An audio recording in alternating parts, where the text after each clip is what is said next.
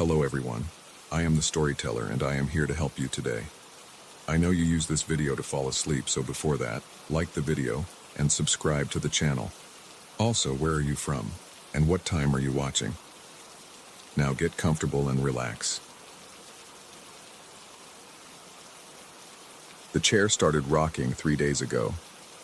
I noticed it during my morning rounds at Willowbrook Senior Care, that weathered oak rocker in the corner of the old man's room. Room 217. The movement was subtle at first, just a gentle sway that could have been a draft from the ventilation system. But drafts don't maintain perfect rhythm. Drafts don't accelerate when someone speaks. I work the night shift now, have for the past 6 months. The pay's better, and most of the residents sleep through my rounds. Most, but not him. The old man in 217 never sleeps anymore. He sits on the edge of his narrow bed, thin fingers clutching the metal rail, speaking in hushed tones to that empty chair. They say grief does strange things to the mind. The other nurses whisper about it during shift changes. How he lost his wife 8 months ago. How he refused to attend her funeral. How he insists she visits him every night. Dementia, they conclude with practiced sympathy. Advanced stages. Poor thing. But dementia doesn't explain what I've been seeing. Tonight, the hallway stretches longer than usual. The fluorescent lights hum their familiar dirge, casting everything in that sickly yellow pallor that makes living flesh look already dead. My rubber soles squeak against the linoleum, a sound that usually comforts me with its normalcy. Tonight it feels like a countdown.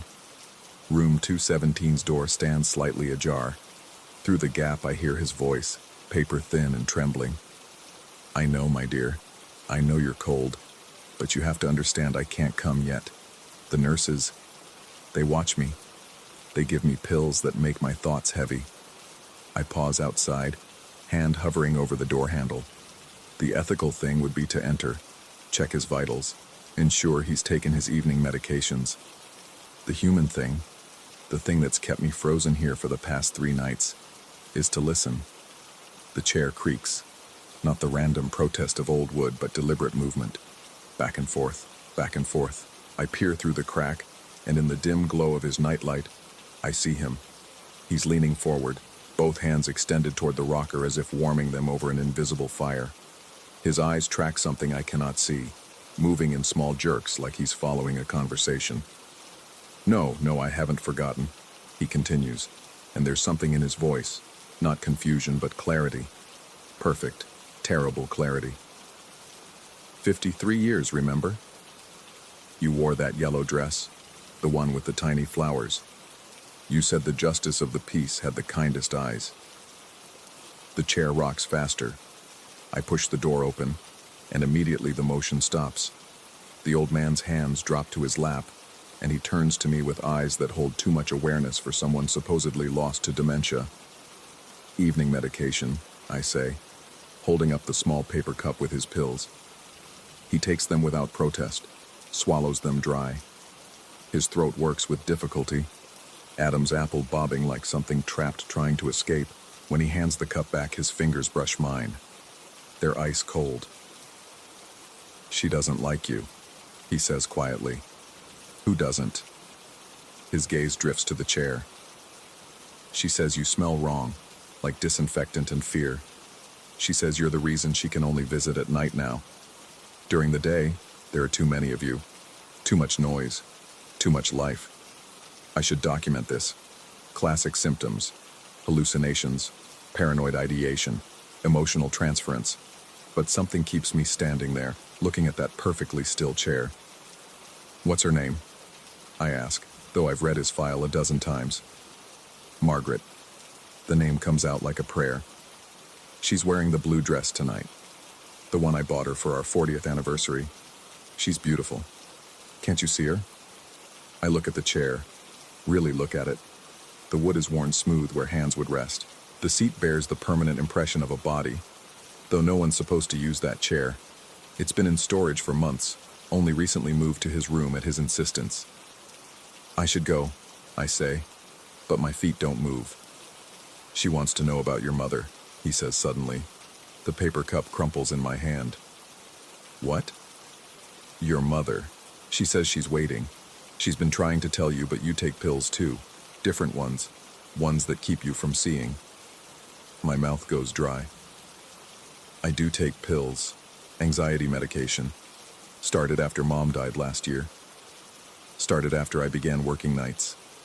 Started after I began seeing things in my peripheral vision that shouldn't be there. You're confused. I manage, backing toward the door. The medication keeps us here, he interrupts, and for a moment his voice isn't thin at all. It's strong, certain, desperate. Don't you understand? We're the ones who are trapped. They are free. They come and go as they please, but we're held down by chemistry, by synapses firing in predetermined patterns, by the weight of what you call reality. The chair begins to rock again. Slow, deliberate. I flee. The hallway feels wrong now. Too bright, too solid. I lean against the nurse's station, trying to slow my racing heart. The other nurse on duty, a woman whose name I should know but can't recall, glances up from her crossword. You okay? You look pale. Fine. Just the old man in 217. He's getting worse. She sets down her pen. Which old man? Room 217. The widower. Her face scrunches in confusion. 217's been empty for 2 weeks. Ever since. She stops, color draining from her cheeks. You didn't know? The old man died. Heart failure. They found him in that old rocking chair we'd put in storage. No one knows how he got it into his room. The fluorescent light above us flickers. In the moment of darkness, I swear I hear it. The steady creak of wood on wood. Rhythmic, patient, waiting. I return to 217. Have to. The door's still ajar, and through it spills a warm golden light that shouldn't exist. The overhead fixture's been broken for days. Inside, the old man sits on his bed, just as I left him. But now he's smiling, and his eyes are focused on the chair with such love it makes my chest ache. She says it's almost time, he tells me. She says you understand now. The pills, they're wearing off, aren't they? You're starting to see. Your mother, she's been so patient. She rocks in the chair in the break room sometimes. Haven't you noticed? That old wooden chair nobody remembers buying? I have noticed. God help me, I have. Why? I whisper. Why show me this? He stands slowly, joints protesting, walks to the chair, places a hand on its back, and under his touch it stills. Because someone needs to know. Someone needs to remember. When I'm gone, and I will be soon, someone needs to tell them that death isn't an ending. It's just a change in perspective. The dead don't leave. We do. We leave them behind in our rush to forget, to medicate, to rationalize. But they wait. In empty chairs and quiet corners and the spaces between heartbeats. They wait for us to remember how to see. The golden light intensifies. The chair rocks faster now, violent almost, as if agitated. And in its motion, I begin to see her. Just an outline at first, like heat shimmer, then more solid. An elderly woman in a blue dress, her face kind but urgent, her mouth moving with words I can't quite hear. The old man reaches for her, and she reaches back, and when their fingers touch, the light goes out. When I fumble for my phone's flashlight, he's on the floor. No pulse, no breath. The emergency code I call brings a rush of feet, a flurry of CPR that we all know is pointless. Time of death, 3:17 a.m. But the chair still rocks. I quit the next morning, told them family emergency, packed my apartment in a day, drove until the highway ended, found a new job in a clinic, day shift only, no elderly patients, no long-term care. I threw away my anxiety medication. Better to see clearly, I reasoned. Better to know. But clarity, I'm learning, is its own kind of horror. Because now I see them everywhere. In waiting rooms and bus stops, in libraries and laundromats, empty chairs that aren't empty, rocking chairs that move without wind. And sometimes, if I'm very quiet and very still, I can almost hear what they're trying to say. Last week I found an antique store. Don't know why I entered. Something drew me in. In the back corner, covered in dust and draped in cobwebs, sat a familiar oak rocking chair. The same wear patterns, the same impression in the seat. The owner, an ancient woman with clouded eyes, smiled when she saw me looking. "That one's not for sale," she said. "It belongs to someone. They'll come for it when they're ready." As I turned to leave, she called after me. "Your mother says hello. Says she's proud of you for finally seeing.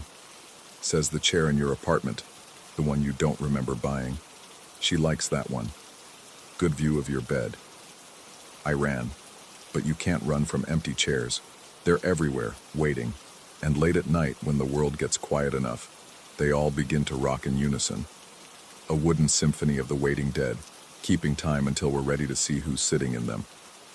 The chair in my apartment started rocking yesterday. I've stopped trying not to look. Story 2. The house had been in my family for 3 generations, and in all that time, no one had ever bothered to explain why we called him Philippe. I inherited the place after my grandmother passed, a sprawling Victorian that squatted on the edge of town like something that had crawled up from the earth and decided to stay. The locals avoided it, not out of fear exactly, but with the same instinctive caution you'd show a sleeping dog of uncertain temperament. I moved in during late October, when the trees were already bare and the sky pressed down like a gray wool blanket. The first month passed without incident. I busied myself with repairs. The house groaned and settled constantly, its bones protesting the weight of years. The floorboards in the hallway had developed a particular vocabulary of creaks that I learned to interpret. This one meant the temperature was dropping. That one warned of coming rain. Old houses talk, my grandmother used to say. You just have to learn their language. It was December when I first saw him. I'd been sleeping fitfully, caught in that liminal space between dream and waking where thoughts become liquid and reality bends at the edges. Something pulled me toward consciousness. Not a sound exactly, but a feeling, like static electricity building before a storm. My eyes opened to darkness so complete it felt solid, pressing against my face like black velvet. The old alarm clock on the nightstand glowed. 3:47 a.m. I lay there, listening to the house's nocturnal monologue of settling timber and expanding pipes, when movement outside the window caught my eye. A figure stood in the yard below, barely visible in the moonless night. Just a darker shape against the darkness, human-sized and motionless. My heart began its familiar anxiety drumbeat, but I forced myself to sit up, to look closer. Probably just someone lost or drunk, wandering through the property. It happened sometimes. The house sat between the last bar in town and the trailer park beyond the woods. But as my eyes adjusted, details emerged that made my skin prickle with unease. The figure wore what looked like overalls or coveralls, the kind mechanics or farmers wore decades ago. He stood perfectly still facing my window, and though I couldn't make out his features in the darkness, I had the distinct impression he was looking directly at me. Then he raised his hand, not in a normal wave, but in that peculiar way small children do, fingers splayed, hand rotating at the wrist in an almost mechanical motion. The gesture was so incongruous, so bizarrely cheerful in the pre-dawn darkness, that I actually laughed. A short, nervous bark of sound that seemed too loud in the silence. The figure continued waving for perhaps 10 seconds, then simply turned and walked away, disappearing around the corner of the house with unhurried steps. I sat there for a long time, heart gradually slowing, trying to rationalize what I'd seen. A neighbor, perhaps, though the nearest house was a quarter-mile away. Someone playing a prank, though I couldn't imagine who or why. Eventually, exhaustion won over curiosity, and I fell back into uneasy sleep. I might have dismissed it as a strange dream if not for what I found the next morning. In the frost-covered grass below my window, a single set of footprints led to a spot directly beneath my room. They stopped there, no approaching tracks, no departing ones. Just 2 perfect boot prints in the white crystals, as if someone had been dropped from the sky, stood there briefly, then simply ceased to exist. 3 nights later, he returned. This time I was already awake, unable to sleep after spending the day researching the house's history at the local library. I'd found nothing unusual. Built in 1892, a succession of unremarkable owners.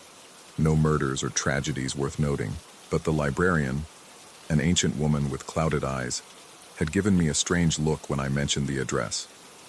The clock read 3:33 a.m. when that familiar sensation crept over me. The feeling of being observed, of becoming the focus of an attention that felt both intense and utterly alien.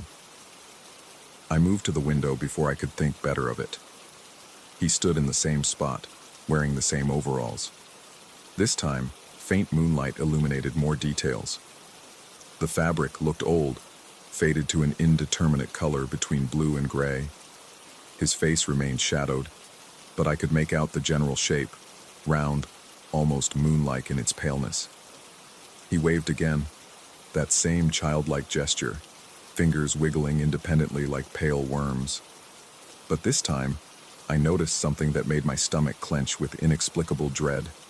His other hand hung at his side, and it was making the same motion. Both hands, waving in perfect synchronization, though only one was raised. I stumbled back from the window, my knee catching the corner of the nightstand. The lamp crashed to the floor, bulb shattering with a pop that sounded like a gunshot in the silence. When I looked back, he was gone. No footprints this time. I checked as soon as the sun rose, searched the entire yard. Nothing. I started keeping a journal, documenting each appearance. He came every 3 to 4 nights, always between 3 and 4 a.m., always in the same spot, always waving with that mechanical, almost parodic cheerfulness. I tried photographing him once, but the images showed only darkness, though I could see him clearly with my naked eye. I tried staying awake, watching from the window, but he never appeared when I was waiting, only when I was in bed, only when I was on the edge of sleep. It was during the 3rd week of these visitations that I invited my college roommate to stay for a weekend. I hadn't told him about the waving man. How could I? But I desperately needed another person in the house, someone to anchor me to normalcy. We stayed up late that Friday, drinking beer and reminiscing.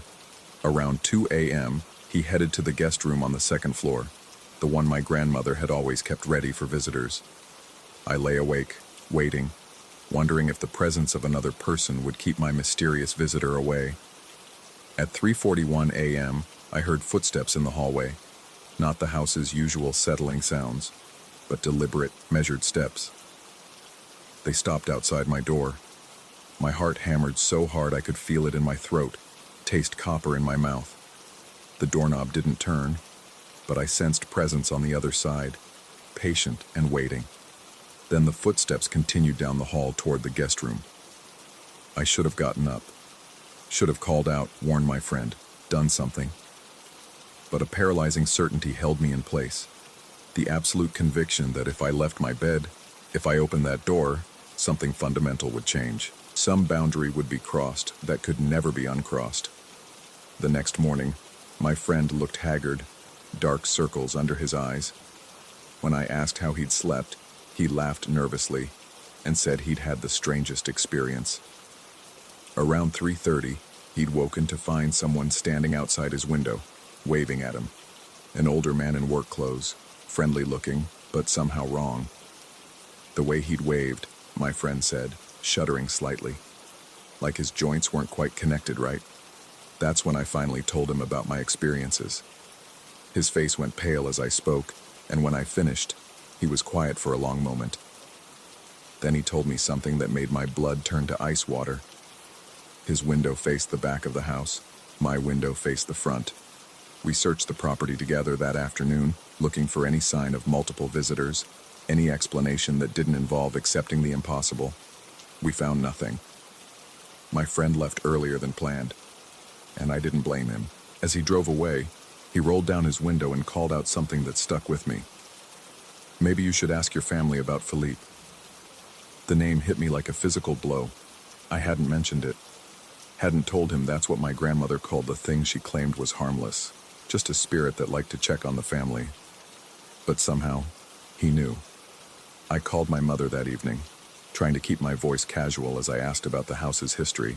about any stories grandmother might have told. She was quiet for so long I thought the connection had dropped. Then, in a voice smaller than I'd ever heard her use, she said she'd hoped it had stopped with grandmother's death. Philippe had been visiting the family for as long as anyone could remember. Her grandmother had seen him. Her grandmother's mother. Always the same. A man in overalls, waving from the yard in the deep of night. Always harmless, she insisted, almost frantically. Never hurt anyone, just watched, just waved. But then she said something that made me understand why she'd never wanted to inherit the house. Why she'd been so eager for me to take it instead. Sometimes, she said, on the very darkest nights, Felipe wasn't outside the window. Sometimes he was inside the room, standing at the foot of the bed, still waving, still smiling with a face that looked almost human but not quite. Like someone had tried to draw a person from memory and gotten the proportions subtly, horribly wrong. And on those nights you couldn't move, couldn't speak, could only lie there and watch him wave and wave and wave until dawn finally came and he simply wasn't there anymore. That was a week ago. I've started sleeping with the lights on, but it doesn't help. The shadows still pool in the corners, and in those shadows, sometimes, I see movement. A hand, perhaps, fingers splayed in greeting. I've considered leaving, but something tells me it wouldn't matter. Philippe isn't tied to the house. He's tied to us, to the family, following some obligation or compulsion I don't understand. Last night, I woke to find my bedroom door open. I know I'd locked it. I always lock it now. The hallway beyond was dark, but not empty. I could feel him out there, waiting. The air felt thick, charged with potential energy like the moment before lightning strikes. Then I heard it. Footsteps approaching my bed. Slow, measured, deliberate. The floorboards creaked their familiar song, but underneath was something else. A soft dragging sound, like fabric brushing against wood, or like someone not quite lifting their feet when they walk. I squeezed my eyes shut, every muscle rigid with terror, as the footsteps stopped beside my bed. The mattress dipped slightly, as if someone had placed a hand on it for balance. The air grew cold, carrying a smell like old cloth and earth and something sweet-sick underneath. When I finally forced my eyes open, he was there, not outside, not in the doorway, standing right beside my bed, close enough that I could see the individual threads in his coveralls, worn thin with age. Close enough to see that the fabric wasn't faded. It was stained, covered in patches of something dark that might have been oil or might have been something else entirely. His face. I can't describe his face. Not because I didn't see it, but because what I saw doesn't translate into words. It was like looking at a reflection in disturbed water, features constantly shifting, never quite resolving into anything fully human. But he was smiling. That much was clear. Smiling and waving, that grotesque childhood gesture now performed inches from my face. I couldn't move, couldn't even close my eyes again, could only lie there as he waved and waved, those fingers moving independently, boneless and wrong. Sometimes I thought I heard him speaking, but the words came from inside my skull rather than through my ears. A litany of names, generations of my family stretching back and back and back. When dawn finally came, seeping gray through the windows, he simply stopped existing. Not disappeared. Stopped existing, like a film cutting to black. The only evidence of his presence was the depression in the mattress that took long minutes to fade, and a smell like cemetery earth that lingered for hours. I'm writing this in the afternoon light, trying to capture the experience while it's still fresh, though part of me wonders if documenting it somehow makes it more real, gives it power. The sun is already sinking toward the horizon, painting long shadows across the floor. Soon it will be dark. Soon it will be 3 a.m. again. I've been thinking about what my mother said, about how Philippe has always been with the family, about how my grandmother called him harmless, just checking on us, but checking for what? Waiting for what? Last night, just before he vanished with the dawn, I could have sworn I heard him speak one clear word, though his mouth never moved. A word that wasn't quite invitation and wasn't quite threat, but something between the two. Soon. I don't know what happens when whatever Philippe is waiting for finally arrives. I don't know if he's guardian or herald, protector or patient predator. All I know is that the sun is setting and the shadows are growing longer, and somewhere in the darkness between 3 and 4 a.m., he'll be there, waving, smiling, waiting. And I'm starting to think that one night, maybe tonight, maybe years from now, I won't be in my bed when morning comes. The house will be empty, another mysterious disappearance in a long line of unremarkable owners. And years later, someone else will inherit this place. We'll see a figure in overalls waving from the yard, and their family will tell them about harmless old Felipe. But there will be two figures waving then, two sets of hands making that childlike gesture in perfect synchronization. I wonder if I'll remember my name. I wonder if I'll remember why I'm waving. I wonder if I'll want to stop. The sun just dipped below the horizon. The house is beginning its evening conversation of creaks and sighs. And in the growing darkness, I swear I can already see him out there, patient as stone, certain as sunrise, waiting, always waiting. Tonight feels different somehow. The air is thick with expectation, and I find myself almost eager for 3 a.m. to arrive. Not with fear anymore, but with a strange anticipation I don't fully understand. My hands keep moving to wave at nothing, fingers wiggling of their own accord. Maybe that's how it happens. Not with violence or terror, but with slow acceptance. With the gradual realization that you were always meant to join them, that every generation has someone who finally understands what Philippe has been trying to tell us all along. The clock on my nightstand reads 11:47 p.m. soon. Story 3. The emergency room lights hurt my eyes even through closed lids. I kept them shut, listening to the chaos around me, rubber soles squeaking against linoleum, the rhythmic beeping of monitors, my wife's broken sobbing somewhere to my left. They said our son had been underwater for almost 4 minutes. They said his heart had stopped for 2. They said we were lucky. Lucky. The word tasted wrong in my mouth, metallic and sharp like the antiseptic smell that clung to everything in this place. When they finally let us see him, he looked so small in that hospital bed, dwarfed by machines and wires.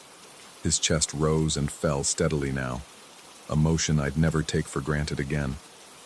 The doctor, a tired-looking woman with kind eyes, explained that while the preliminary scans looked promising, we'd need to monitor him closely for any neurological effects. Children's brains, she said, were remarkably resilient, but near-drowning experiences could sometimes result in changes. I should have paid more attention to that pause before changes. He woke up 3 hours later, just as the sun was setting, painting the sterile white walls in shades of amber and blood. His eyes fluttered open, unfocused at first, then suddenly sharp and alert in a way that made my skin prickle. He didn't cry. He didn't call for us. He just stared at the corner of the room, near the ventilation grate, and smiled. My wife squeezed his hand, tears streaming down her face as she whispered his name over and over, but he kept looking at that corner, his head tilted slightly as if listening to something only he could hear. Then, in a voice hoarse from the intubation tube, he spoke. "Veronica says it's not time yet." The words hung in the air like frost. My wife's hand went to her mouth, her wedding ring catching the dying light. Neither of us had mentioned that name in years. It belonged to her grandmother, dead for over a decade, buried before our son was even conceived. There were no pictures of her in our house, no stories shared. She was a ghost we'd deliberately kept buried, her memory tainted by the circumstances of her final years, the dementia, the accusations she'd make about seeing things that weren't there, the violent outbursts that had necessitated her institutionalization. The doctor assured us that confusion was normal after such trauma. Children often experienced vivid dreams or hallucinations during recovery. We nodded, clinging to the explanation like a life raft, even as something cold and ancient seemed to settle into the room's corners. We brought him home 2 days later. The house felt different immediately, though I couldn't articulate why. Maybe it was the way shadows seemed to linger longer in doorways, or how the air felt thicker, harder to breathe. I told myself it was just parental anxiety, the hypervigilance that comes after almost losing everything. But then the conversation started. I'd find him in his playroom, sitting cross-legged on the carpet, nodding seriously at empty air. His toys remained untouched, arranged in neat lines like an audience. When I asked who he was talking to, he'd look at me with those two bright eyes and say she was teaching him things. Important things. Things about what happens in the dark spaces between seconds. In the hollow moments when hearts stop beating. My wife began sleeping in his room, curled in the rocking chair we'd bought when he was born.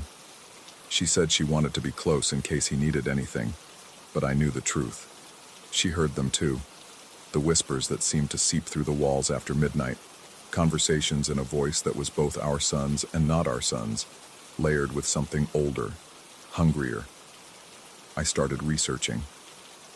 Late nights hunched over my laptop while the house creaked around me, diving into medical journals about near-death experiences in children. The clinical terms provided some comfort: hypoxic brain injury, temporal lobe seizures, hallucinatory paracusia. I printed articles, highlighted passages, built a fortress of rational explanations against the growing certainty that something had followed our son back from wherever he'd gone during those 2 minutes of stillness. Then I found the photograph. It was buried in a box of my wife's family belongings, yellowed and creased but still clear enough to make my hands shake. Veronica stood in what looked like a garden, wearing a blue dress with small white flowers. The same dress, my wife later confirmed with a voice barely above a whisper, that she'd been buried in. The same dress our son had described in perfect detail when I'd finally asked him what his invisible friend looked like. The changes accelerated after that. He stopped eating regular food, pushing away plates with a polite but firm refusal, saying she had told him about better sustenance. I'd find him in the basement at strange hours, pressing his small hands against the concrete walls, murmuring about feeling the heartbeat of the house. His drawings, once cheerful scribbles of dogs and sunshine, became intricate patterns that hurt to look at directly. Geometric designs that seemed to shift when you weren't watching them straight on. My wife stopped talking about it altogether. She moved through the days like a sleepwalker, her movements automatic and precise. Sometimes I'd catch her staring at nothing, her lips moving soundlessly, and I wondered if she was praying or if she too had started hearing the whispers. The pediatric psychiatrist we consulted spoke about trauma responses in temporary dissociative states. She prescribed mild sedatives and therapy sessions. But during his first appointment, our son had looked at her with that unsettling smile and told her about the white moths that lived in her lungs, about the shadow that followed her home every night. The doctor's face had drained of color, and she'd excused herself, returning with a referral to a colleague who specialized in more complex cases. We never went. The house began to change around us, subtle shifts that you could almost dismiss if you weren't paying attention. Doors that had opened inward now opened outward. The basement stairs, which I could have sworn numbered 13, now had 14. The water from the taps ran colder, and sometimes, if you looked at it from the right angle, it seemed to flow upward for a fraction of a second before gravity remembered its job. I started sleeping in my office, unable to bear the weight of the darkness in our bedroom. But even there, surrounded by the mundane anchors of work and normalcy, I felt watched. The sensation was strongest in the moments just before dawn, when the world felt thin and permeable. I'd wake to find my computer on, displaying images I hadn't searched for, medical photographs of drowned children, their eyes clouded and mouths open in silent screams. The browser history would be empty. My wife found me one morning, standing in our son's doorway, though I had no memory of getting up. She said I'd been there for hours, just watching him sleep, my lips moving in response to questions only I could hear. When she touched my shoulder, I apparently turned to her and, in a voice she swore wasn't quite mine, told her that Veronica was getting impatient. That was when I noticed the photographs throughout the house had started to change. Family pictures where faces seemed to blur if you looked too long. Holiday snapshots where shadows fell in impossible directions. In one, a photo from our son's 3rd birthday, there was now a figure in the background that hadn't been there before. A woman in a blue dress with white flowers, her face turned away, but her posture suggesting she was watching. waiting. I tried to destroy them, but they reappeared in their frames overnight, sometimes with new additions. More figures in blue dresses, multiplying like a virus through our documented memories. My wife pretended not to notice, but I saw her avoid looking at the walls when she walked through the hallway. Our son grew quieter but somehow more present. He'd appear in rooms without entering them, would know things he couldn't possibly know.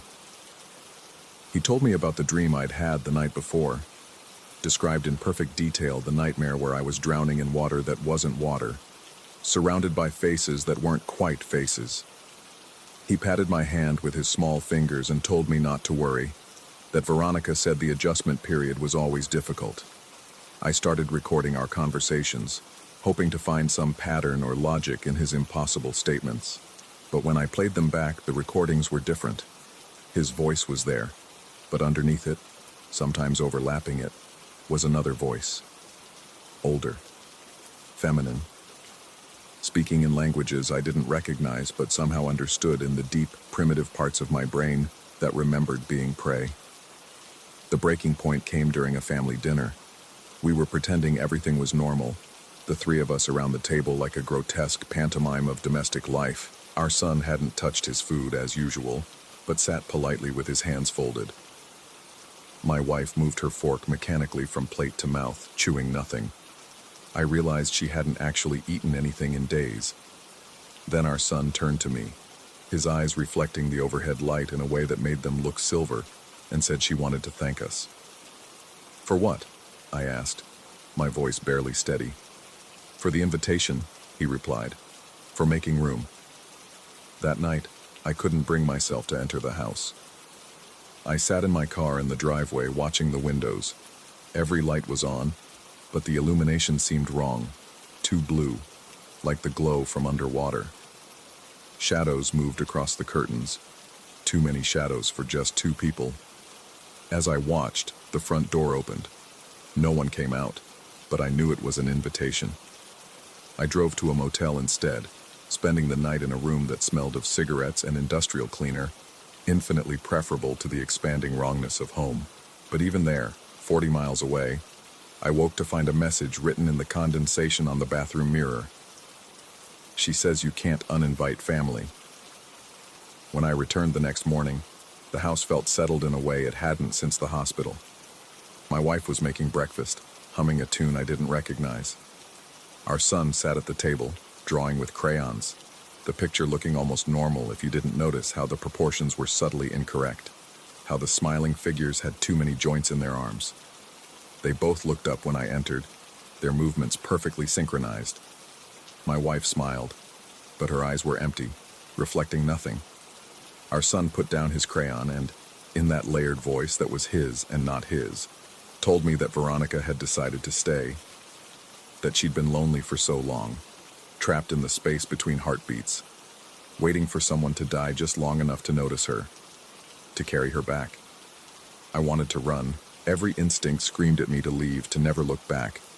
But I saw my son's face underneath whatever was wearing it, caught glimpses of the child he'd been in the moments when whatever controlled him seemed to flicker. He was still in there, somewhere, trapped like an insect in amber. So I stayed. I write this in the kitchen while they sleep, though I'm no longer certain if sleep is the right word for what they do at night.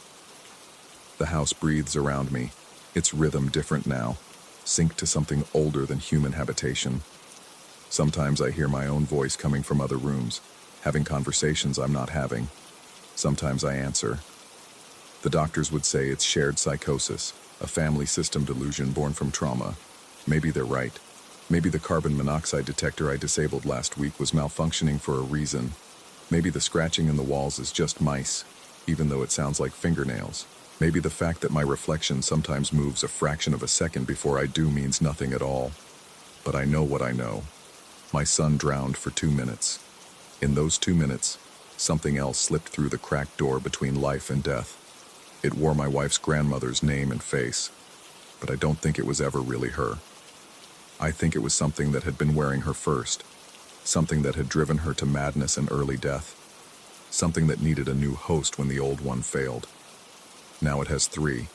I should leave. Every rational part of me knows this, but rationality feels thin here, like ice over deep water. And beneath that ice, something vast and patient waits, knowing that eventually we all sink, we all drown, we all make room.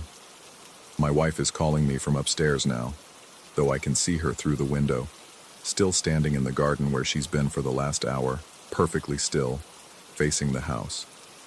Our son laughs somewhere above me, the sound coming from multiple rooms simultaneously. The invitation has been extended. The family grows.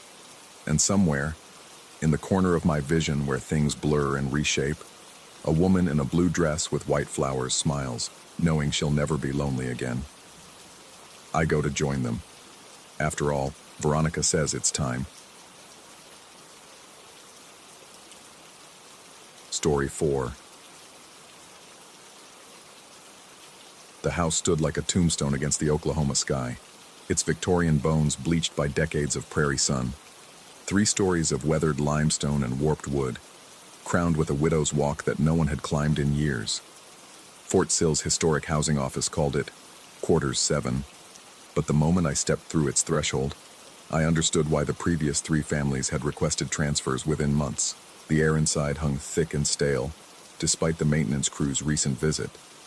My wife followed me in, her heels clicking against original hardwood that groaned like ship timbers. Behind us, movers struggled with boxes marked fragile and kitchen, their faces already glazed with sweat in the August heat. I watched them work, noting how they unconsciously avoided lingering in certain spots, how their conversations died when they entered the parlor. Built in 1871, Quarters 7 had housed cavalry officers when Fort Sill was still frontier territory. The realtor, a nervous lieutenant from housing, had rattled off its history like an apology. Original fixtures, hand-carved banisters, 12-foot ceilings. She'd mentioned the house's inclusion on the National Register of Historic Places, then quickly added that the Army had modernized all the important systems. New wiring, updated plumbing, central air that barely touched the oppressive weight of the rooms. That first night, we ate takeout on the living room floor, surrounded by towers of cardboard. My wife fell asleep against my shoulder while I studied the ceiling's pressed tin patterns, trying to ignore how shadows pooled in corners where walls met at impossible angles. The house settled around us with sounds I told myself were normal. Wood contracting, pipes adjusting, the language of old architecture adapting to new inhabitants. The radio static started 3 days later. I'd been unpacking my study when white noise erupted from the kitchen. Not the gentle hiss of dead air, but aggressive static that rose and fell in patterns almost like breathing. I found my wife standing frozen by the counter, staring at our modern digital radio as its display flickered between frequencies never selected. She unplugged it. The static continued for 7 more seconds before cutting off mid-burst. We laughed about it afterward, nervous laughter that echoed wrong in the high-ceilinged rooms. Electronic interference from the base, we decided. All those radar installations and communication arrays. The explanation satisfied us enough to sleep, though I noticed she'd moved the radio to the garage. The footsteps began the second week. Heavy boots on hardwood, always on the floor above wherever we happened to be. If we were in the kitchen, they paced the master bedroom. In the bedroom, they circled the attic, always walking, never running, with the measured cadence of someone who knew exactly where they were going. I checked every room, climbed into the musty attic with its exposed beams and pink insulation, even accessed the widow's walk through its paint-sealed door. Nothing. Just dust motes spinning in afternoon light, and the distant sound of artillery practice from the base's impact area. My wife started spending more time at the office. Contract negotiations, she said. New civilian personnel systems requiring overtime. But I saw how she relaxed when she left the house each morning, how her shoulders dropped as she backed down our driveway. I wanted to be angry, but I understood. The house was changing me too. I found myself checking locks multiple times before bed, testing doorknobs with increasing paranoia. The parlor's antique mirror drew my attention constantly. I'd catch myself staring into it, searching for movement in its mercury-spotted depths. Sometimes I thought I saw figures in my peripheral vision, dark shapes that vanished when I turned. The rational part of my mind offered explanations: exhaustion, stress from the move, adjustment to new surroundings. But rationality felt fragile in Q7, especially after sunset. The lights started their dance in week 3, not flickering like bad wiring. This was deliberate, purposeful. Kitchen lights dimming as dining room sconces brightened. The chandelier in the foyer pulsing like a heartbeat while hallway fixtures strobed in sequence, an electrical symphony that played out over minutes, then stopped abruptly, leaving us in normal illumination that somehow felt threatening in its suddenness. I called base maintenance. The electrician, a grizzled sergeant major near retirement, spent 3 hours checking every outlet, junction box, and circuit breaker. His equipment showed perfect readings, textbook current flow, no irregularities. As he packed his tools, he paused at the front door. He told me I might want to visit the base museum, check out their local history section, particularly the displays about cavalry days. His tone suggested more than historical curiosity, but he left before I could press him. The museum occupied a converted barracks building near the old parade ground. Glass cases displayed artillery shells, uniforms under yellow light, photographs of stern men with magnificent mustaches. I found what the sergeant major had hinted at in a corner display labeled Fort Sill Folklore. The photograph was grainy, taken sometime in the 1890s. A cavalry officer in buckskin jacket and campaign hat, standing beside a horse in front of a familiar 3-story house. The placard identified him as Captain James Hovey, killed in action during a Comanche raid in 1872. According to legend, his spirit still walked the grounds of Fort Sill, particularly around Q7, his former residence. The museum curator, a civilian volunteer with enthusiasm for local history, filled in details the display omitted. 3 families before Hovey had lived in the house. All had left under mysterious circumstances. Madness, the record suggested, though Victorian doctors used that diagnosis liberally. After Hovey's death, the house stood empty for 2 years before the Army could convince another officer to occupy it. She showed me other photographs, other documents, reports of lights and empty windows, complaints about footsteps from upstairs neighbors, except Q7 had no upstairs neighbors. A 1923 investigation by the post chaplain that ended with his recommendation to demolish the structure. The Army had refused. Too expensive, too much historical value. I asked her about recent incidents. She grew quiet, then mentioned the previous families. The first had lasted 8 months before the husband received emergency reassignment to Germany. The second made it 4 months. The wife had been hospitalized for what base medical carefully termed exhaustion. The third family's teenage son had fallen from the widow's walk, breaking both legs. He swore something had pushed him, though investigators found no evidence. That night, I told my wife about the buckskin ghost. She listened while mechanically eating dinner, her eyes focused somewhere beyond the dining room wall. When I finished, she simply nodded and continued chewing. We'd stopped discussing the incidents. What was there to say? That we were being haunted? That we were losing our minds? Both explanations led nowhere good. The static returned at 2 a.m., but different this time. Voices emerged from the white noise, too distorted to understand, but unmistakably human. Multiple speakers, their words overlapping in urgent conversation. I crept downstairs to find every radio in the house broadcasting the same phantom discussion. The kitchen radio we'd hidden in the garage, the alarm clock radio in our bedroom, even the emergency weather radio still packed in a moving box. I stood in the living room, surrounded by electronic voices growing louder, more insistent. Individual words emerged from the chaos.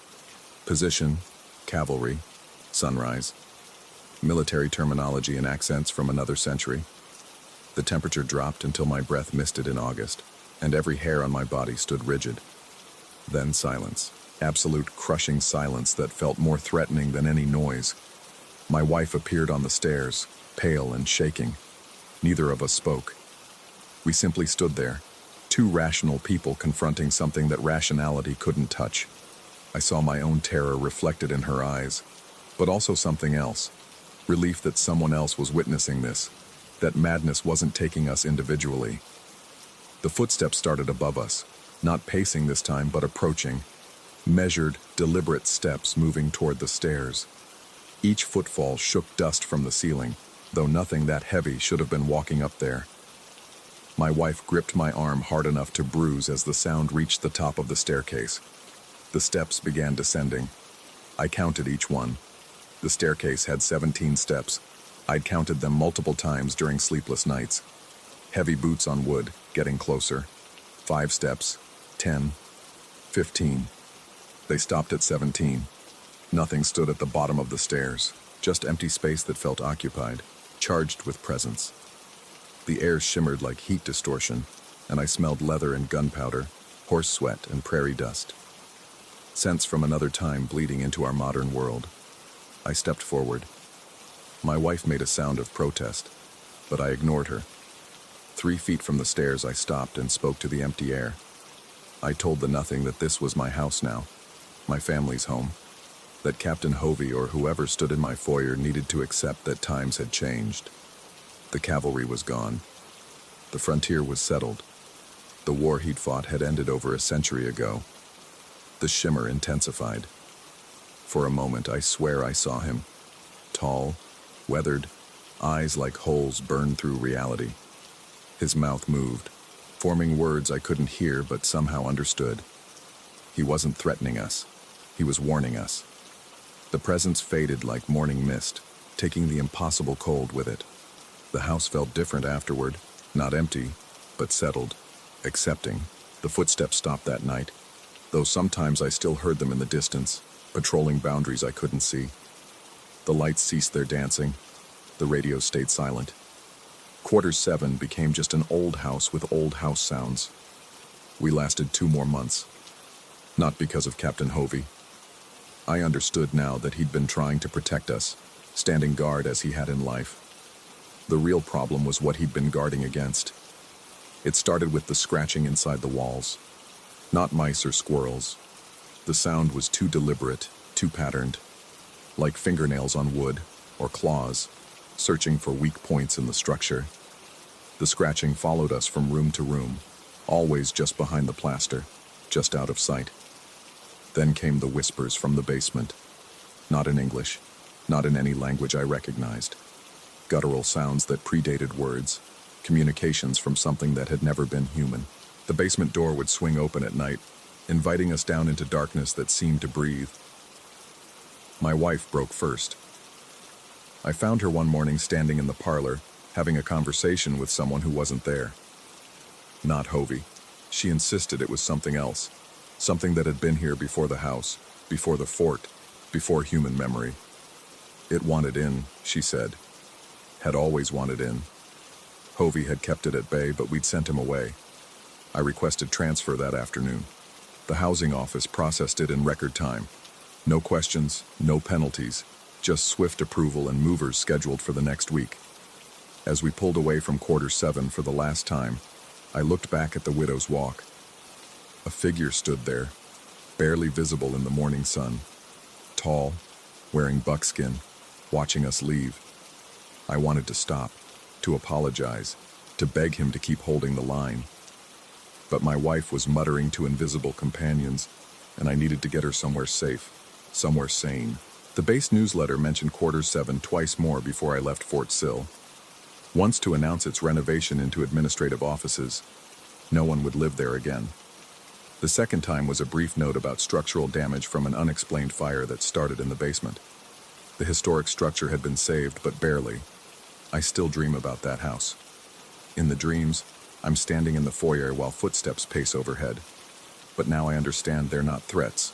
They're patrols. Captain Hovey still walks his rounds, keeping watch against something older than the cavalry, older than the frontier. Something that scratches at the boundaries between worlds, looking for cracks to seep through. Sometimes on quiet nights I hear static on the radio. Just for a moment, voices almost break through the white noise. I listen for Hovey's voice among them, hoping he's still standing guard, hoping whatever he faces never finds another way in. But I know better than to tune in too closely. Some signals aren't meant for the living, and some guards stand watch precisely so we never have to know what they're watching for.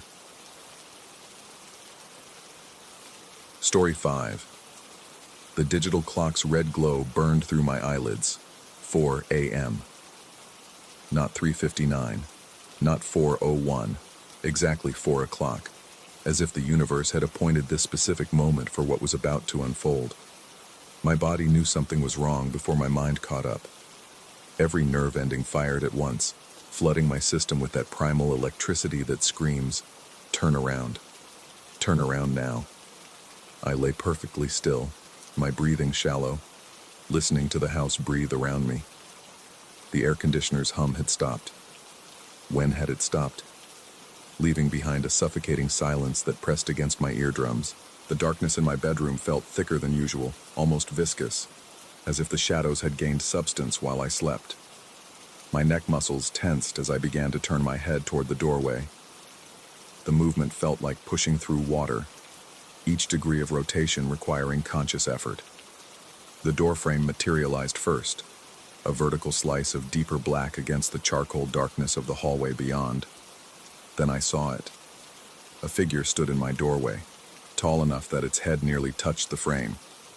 It wasn't moving, not exactly, but there was something about its stillness that suggested coiled potential, like a spring compressed to its breaking point. The darkness obscured details, but I could make out the general shape. Humanoid, but wrong. Proportions stretched in ways that made my eyes water trying to process them. My heart hammered against my ribs as the figure began to lean forward, not stepping but tilting into my room, as if testing the boundaries of the space. The floorboards didn't creak under its weight. Nothing creaked. The silence was so complete I could hear the blood rushing through my veins, could hear my pupils dilating in the dark. Then I made the mistake. I gasped. The sound barely escaped my lips, just a tiny intake of breath. But the figure's reaction was instantaneous and violent.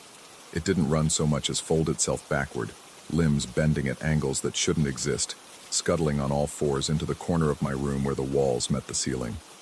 The movement was spider quick, a blur of wrong geometry that my brain refused to fully process.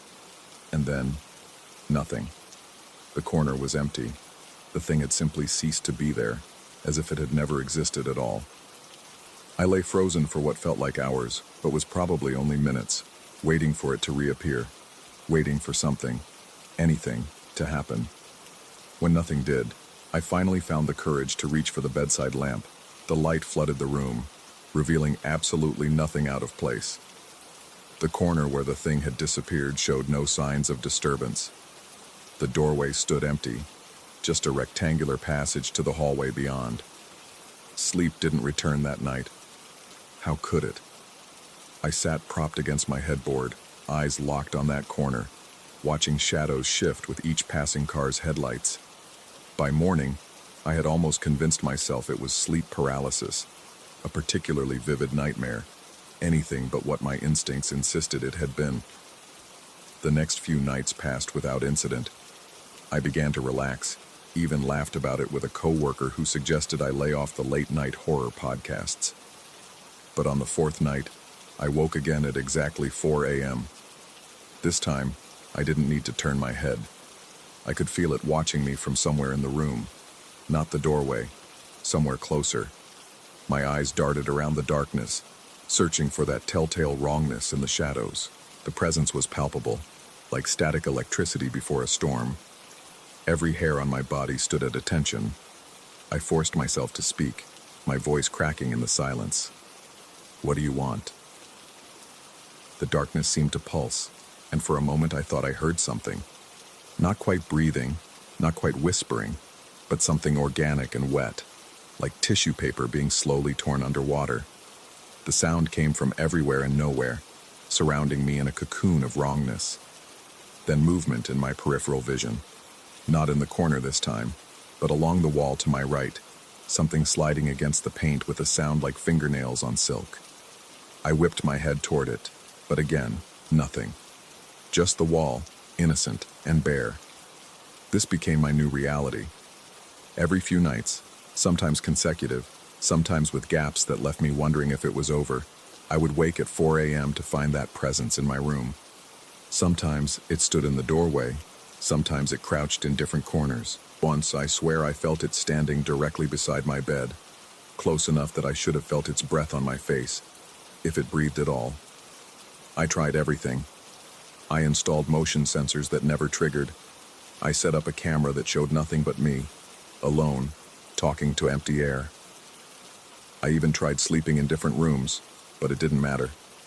At 4 a.m., if it decided to visit, it would find me. The sleep deprivation began to take its toll. My work suffered. My relationships frayed. My reflection in the mirror showed hollow eyes and skin like wax paper. People started avoiding me, claiming I made them uncomfortable, that being around me felt like standing too close to a high-voltage wire. I researched everything I could find about sleep disturbances, shadow people, dimensional bleeding, anything that might explain what was happening. The internet offered 1,000 theories, but no solutions. Some sites suggested I was being visited by something from another plane of existence, visible only in that liminal space between sleep and waking. Others insisted I was experiencing the onset of schizophrenia, that the figure was a projection of my fracturing mind. The uncertainty was maddening. Was I losing my mind, or was something genuinely stalking me in those pre-dawn hours? The evidence suggested the former, but every instinct in my body screamed the latter. 3 weeks into this ordeal, something changed. I woke not at 4 a.m. but at 3:47. The room felt different, charged with anticipation. I could sense it approaching, not from outside but from somewhere else, somewhere adjacent to reality. The air grew thick, almost syrupy, and breathing became an effort. At 3:59, the temperature dropped so suddenly I could see my breath misting in the darkness. The walls began to make subtle sounds, like wood expanding and contracting, like the house itself was trying to accommodate something that didn't quite fit in three-dimensional space. At exactly 4 o'clock, it materialized not in the doorway but at the foot of my bed. This time, the darkness didn't obscure it completely. I could make out details that my mind struggled to assemble into a coherent image.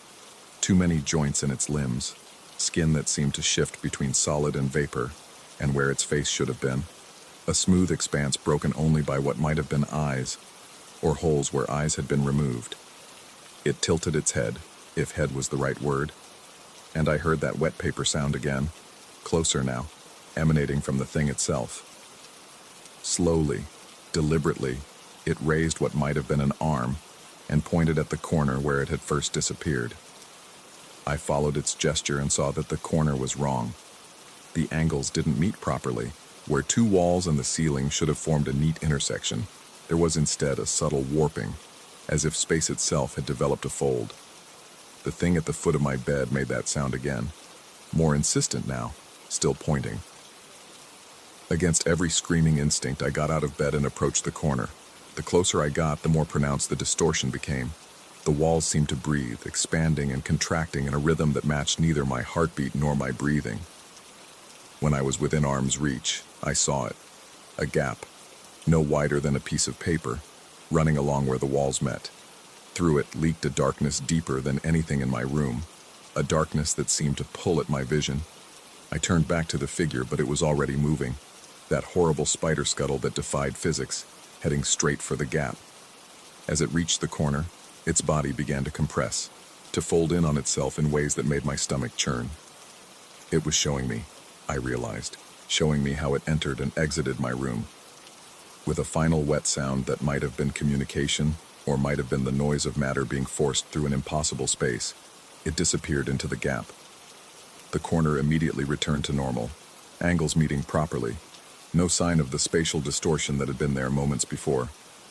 I stood there until dawn, watching that corner, waiting. But I already knew it wouldn't return that night. It had shown me what I needed to see.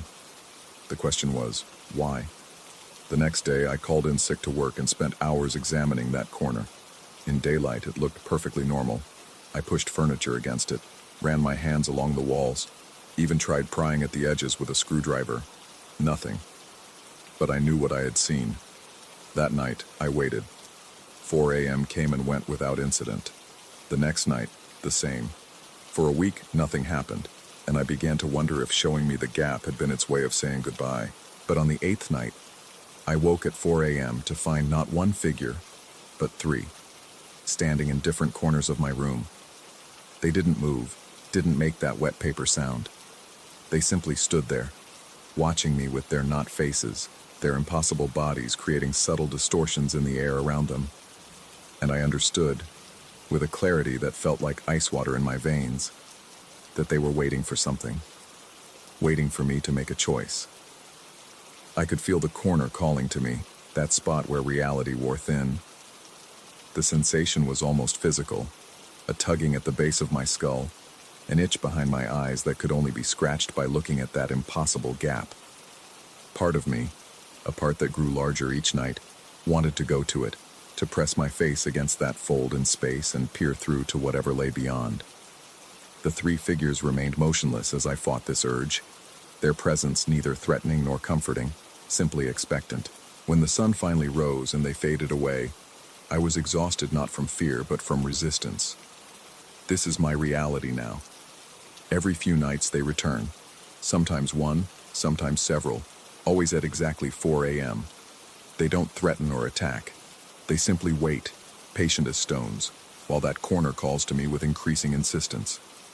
The gap hasn't reappeared, but I can feel it there, just beneath the surface of what my eyes perceive, waiting to open again if I just ask it to. I've stopped trying to document these visits. The cameras show nothing, the motion sensors remain silent, and anyone I've tried to have stay over reports sleeping soundly through the night while I lie awake, surrounded by impossible geometries made flesh. My therapist has prescribed antipsychotics, but I haven't filled the prescription. Part of me fears they would work, that the figures would disappear, and I would never know if they were real or delusion. Another part fears they wouldn't work at all. Last night, there were 5 of them. They filled my room, their not breathing creating a white noise that almost sounded like words. The corner pulsed with invisible energy, and for the first time, I got out of bed and walked toward it. The figures shifted slightly, perhaps eagerly, as I approached. When I reached out my hand, I could feel the wrongness there, the place where my reality had been worn thin by their repeated passages. I didn't touch it, not yet, but I stood there until dawn, my fingers inches from that hidden fold, while the things watched and waited. They know, I think, that it's only a matter of time. Each visit weakens my resolve a little more. Each 4 a.m. awakening makes the impossible seem a little more possible, makes the gap seem a little more like a door than a wound. I don't know what's on the other side. I don't know if these things are trying to warn me, recruit me, or simply observe my slow dissolution. I don't even know if they're real, or if I'm documenting my own descent into madness. All I know is that tonight, when 4 a.m. comes, and it will come, it always comes, I'll wake to find them waiting. And that corner will call to me again, promising answers to questions I'm not sure I should be asking. The truth is, I'm tired. Tired of fighting, tired of questioning, tired of existing in this liminal space between sanity and something else. Maybe tonight I'll finally give in. Maybe tonight I'll touch that fold in space and see what happens. Maybe tonight I'll follow them through the gap and discover whether I've been haunted or whether I've been slowly fragmenting, creating elaborate delusions to explain some fundamental break in my psyche. Or maybe I'll continue to resist, to lie there surrounded by impossibilities, neither fully in their world nor fully in mine, forever balanced on the edge of a revelation that might destroy everything I thought I knew about reality. The clock on my nightstand reads 3:58 a.m. I can already feel the air changing, thickening with anticipation. In 2 minutes, I'll know if tonight is the night they finally come for me, or if it's the night I finally go to them. I suppose, in the end, there might not be a difference. Story 6. The cats knew something I didn't. It started 3 weeks ago, on a Tuesday that felt heavier than it should have. I was working from home, laptop balanced on my knees, when I noticed both of them, my tabbies, frozen in that peculiar way cats freeze when they've spotted prey. But they weren't looking at the window where birds sometimes perched. They were staring at the corner where the living room wall met the kitchen entrance. The empty corner.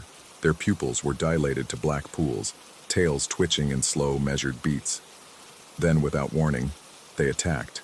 Claws extended, they launched themselves at nothing, hissing and spitting at the bare wall. I dropped my laptop.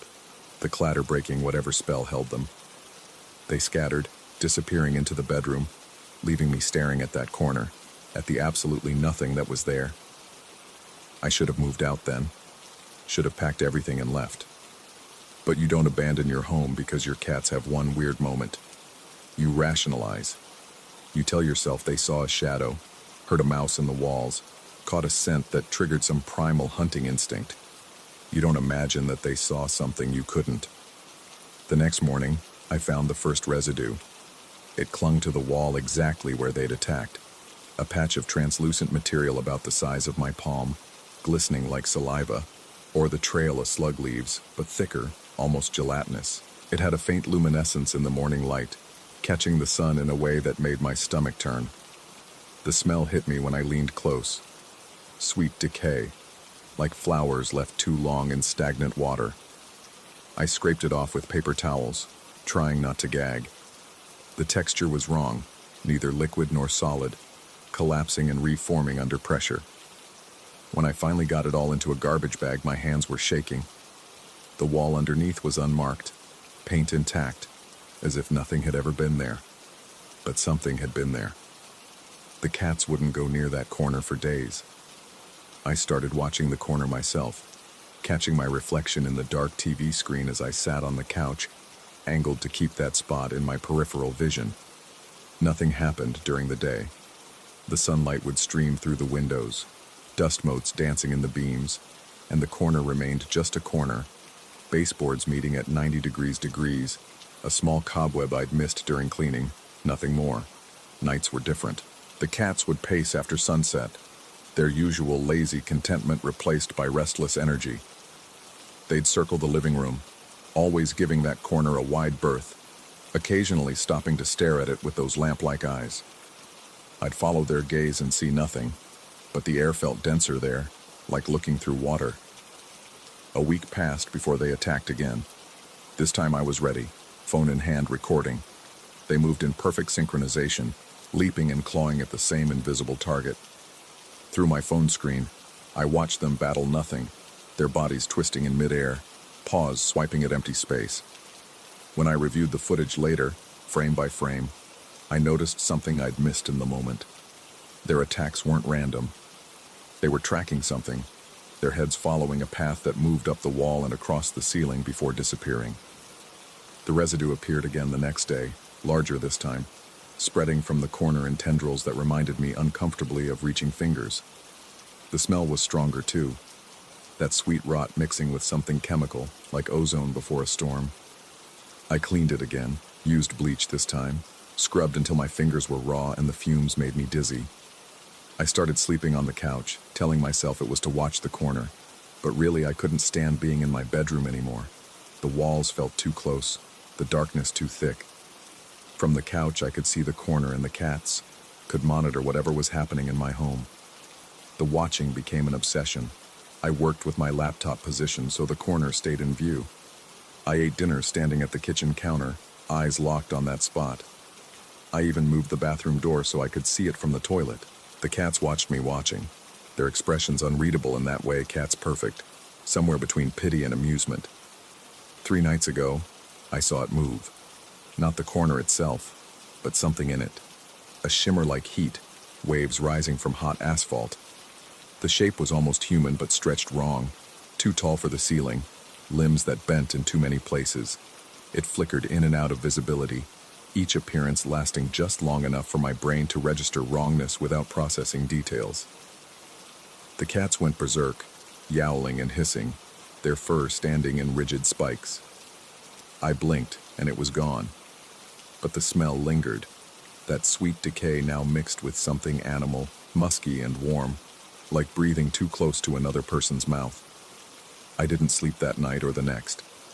Coffee became my blood, keeping me alert, focused on that corner. I researched online, finding nothing but ghost stories and forum posts from people whose cats also stared at empty spaces. None mentioned the residue. None mentioned the smell. Yesterday I touched it. The residue had returned while I was in the shower, a massive patch that covered half the wall. I approached with paper towels, but something made me stop.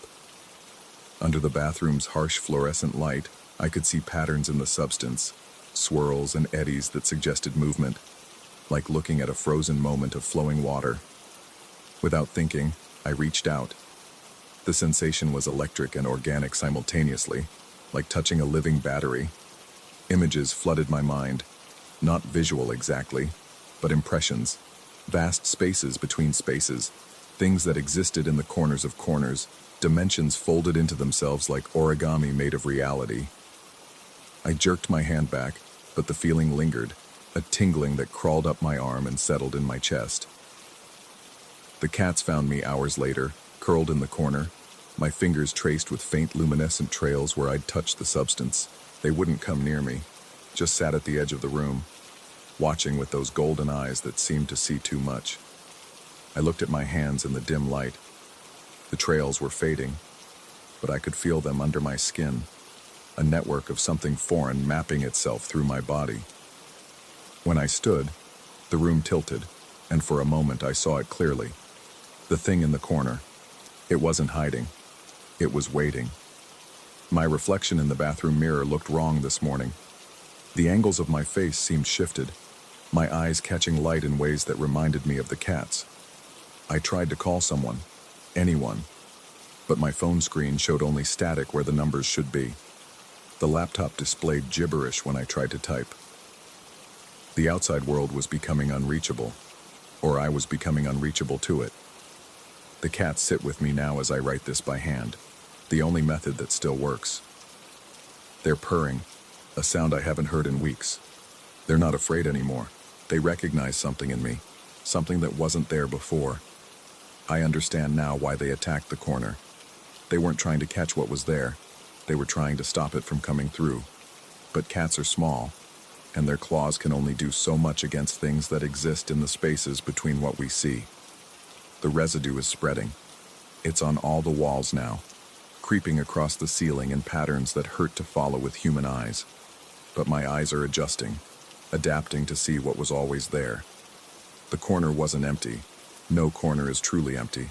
They're all doorways if you know how to look, and something on the other side has been looking back. I can feel it calling, not in words but in sensations, the pull of gravity from a direction that doesn't exist, the sound of colors that shouldn't have voices. The transformation isn't painful, it's almost peaceful, like sinking into warm water that slowly replaces what you were with what you're becoming. The cats understand. They've always understood. They see between dimensions as naturally as we see color. But they tried to protect me, tried to keep that corner sealed.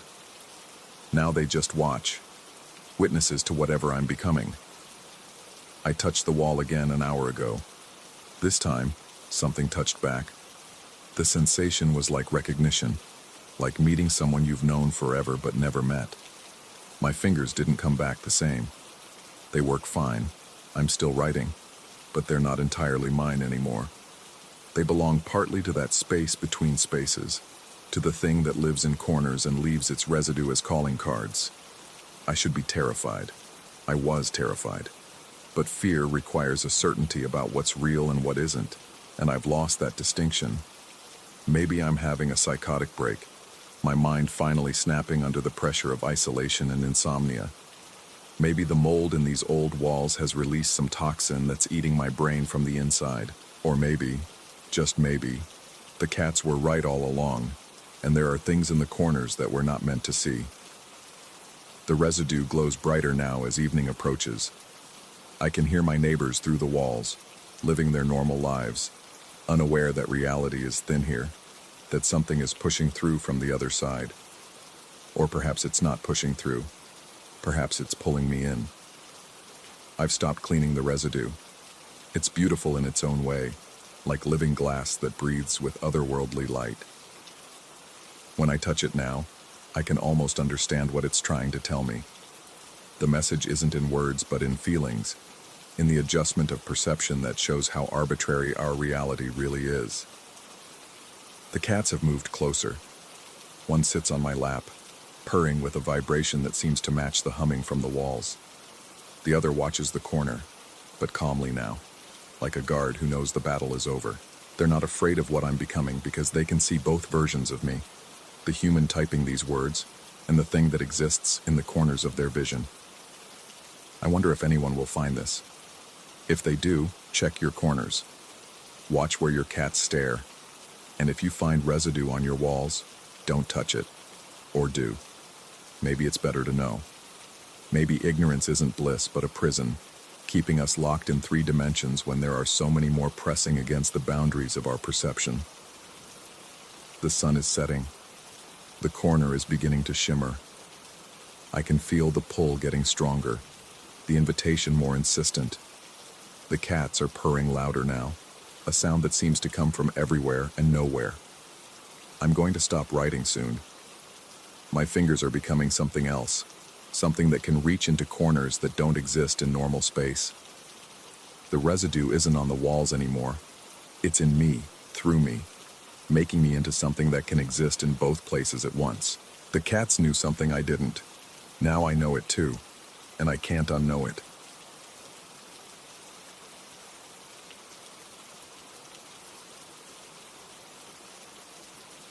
Story 7.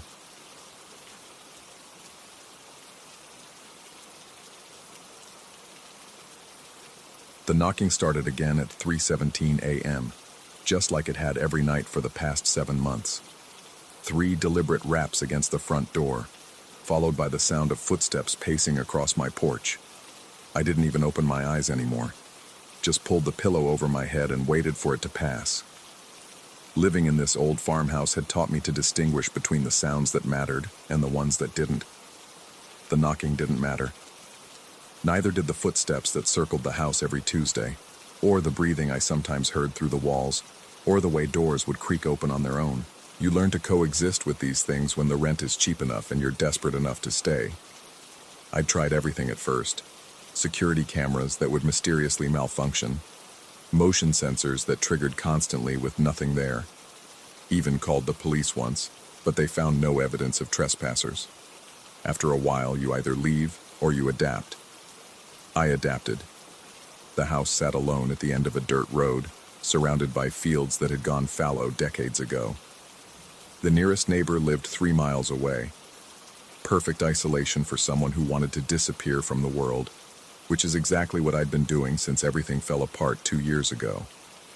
The strange occurrences were almost comforting in their predictability. They never escalated, never truly threatened. Just persistent reminders that I wasn't entirely alone. But tonight was different. The knocking came as usual, but it was followed by something new, the distinct sound of a doorknob turning. Not the slow, deliberate turn I'd grown accustomed to from my unseen visitors, but quick, furtive, human. Then I heard it. A muttered crap, in a voice that was undeniably real, undeniably present. My eyes snapped open. In 7 months, I'd never heard an actual voice. The breathing through the walls didn't count. It was too rhythmic, too mechanical to be real. This was different. This was someone who didn't belong to the usual pattern. I lay frozen, listening to hurried footsteps, heavier than the ones I usually heard, clumsier. They stumbled off the porch, and then came the sound that made my blood run cold. An engine starting. Not the phantom sounds of vehicles I sometimes heard passing on roads that had been closed for years, but an actual engine, coughing to life and then roaring away down my driveway. For the first time in months, I got out of bed during one of the incidents. My bare feet found the cold floorboards as I moved to the window. Through the curtains, I could see taillights disappearing down the dirt road, a pickup truck, dark-colored, real as the hammering of my heart. But what made me grip the windowsill until my knuckles went white wasn't the truck itself. It was what I saw in its wake. They were standing there, all of them. The things I'd only heard before were visible in the red glow of the retreating taillights. Dozens of figures, translucent and wrong, standing perfectly still in my driveway. They faced the house, unmoving, and I understood with horrible clarity that they'd always been there. The only difference was that now, disturbed by the intruder, they were letting me see them. The taillights faded into darkness, and the figures vanished with them. But I could still feel them there, watching, waiting. I didn't sleep for the rest of the night. When dawn finally came, I found the evidence I'd never found before. Fresh tire tracks in the dirt, a cigarette butt on my porch, and scratches on my door lock where someone had tried to pick it. Real, tangible proof of a human intruder. But that wasn't what disturbed me most. What kept me pacing my kitchen, downing cup after cup of coffee with shaking hands, was a single question. If the intruder was real, and the things in my driveway were real, why had the intruder been able to see my door? Why had they tried to break in? Because according to everyone I'd asked, the mailman, delivery drivers, even the police that one time, my house had been abandoned for years. They all said the same thing. Nobody lived here. The windows were boarded up. The porch had collapsed. Yet here I was, living in a perfectly maintained house with a solid porch and clear windows. I started making phone calls. My landlord's number had been disconnected. The property management company I'd been sending checks to didn't exist in any records I could find online. The utility companies had no account in my name at this address. According to every official record, this house hadn't had power or water for 15 years. But my lights worked. My water ran. I'd been living here for 7 months. The daylight felt thin somehow, like it might peel away at any moment and reveal something underneath. I found myself checking mirrors, half expecting to see through myself. My reflection looked back, solid enough, but there was something in my eyes I didn't recognize. A hollowness, a depth that hadn't been there before. I tried to leave, packed a bag, got in my car, turned the key. Nothing. The engine that had started every day for 7 months was dead. I popped the hood and found rust. Extensive, impossible rust, as if the car had been sitting for years. The tires were rotted through. The seats were covered in mold. I was still standing there, staring at my decomposed car, when I heard a vehicle approaching. Another pickup truck, different from last night's, drove slowly up the road. It stopped at the end of my driveway, and I saw the driver lean out, looking at something, but not at me. His eyes passed right through where I stood, focused on the house behind me. He shook his head, muttered something about urban explorers and abandoned properties, then drove on. He couldn't see me. The sun was setting now, painting everything in shades of amber and shadow. I walked back to the house. What else could I do? And found the front door standing open. Not forced, not broken, just open. Inside, everything was exactly as I'd left it, but covered in dust. Thick dust, like it had been accumulating for years. My coffee mug from this morning sat on the counter, but the coffee inside had long since evaporated, leaving only a dark stain. My phone, which I'd been using all day, was nothing but a corroded shell when I picked it up. Night was falling, and I could hear them gathering outside. Not just the usual footsteps and breathing, but voices now, whispers. Some sounded like they were having conversations from decades past. Others were crying. A few were laughing, but it was the kind of laughter that made my skin crawl. I understood then. The intruder hadn't disturbed them. The intruder had disturbed me, pulled me partially back into the world of the living, just enough to see what I'd become, what I'd been living among, but not enough to escape. The knocking started at the door. Not the familiar 3 raps I'd grown accustomed to, but frantic, desperate pounding, like someone trying to get out rather than in. And I realized with creeping horror that I recognized the rhythm. It was the same pattern I'd knocked when I'd first arrived here 7 months ago, looking for the landlord, trying to get someone to let me in to view the property. Or had it been 7 years? 17? The memories were slipping, becoming fluid. I remembered different versions of my arrival. Sometimes it was raining. Sometimes it was snowing. Sometimes the house was empty. Sometimes it was full of furniture from another era. I looked down at my hands. They seemed solid enough. But when I held them up to the light from the window, I could see through them just slightly. See the grain of the wood floor beneath. The pounding on the door stopped. Footsteps circled the house. My footsteps, from all the times I'd walked the perimeter, checking locks, looking for signs of intruders.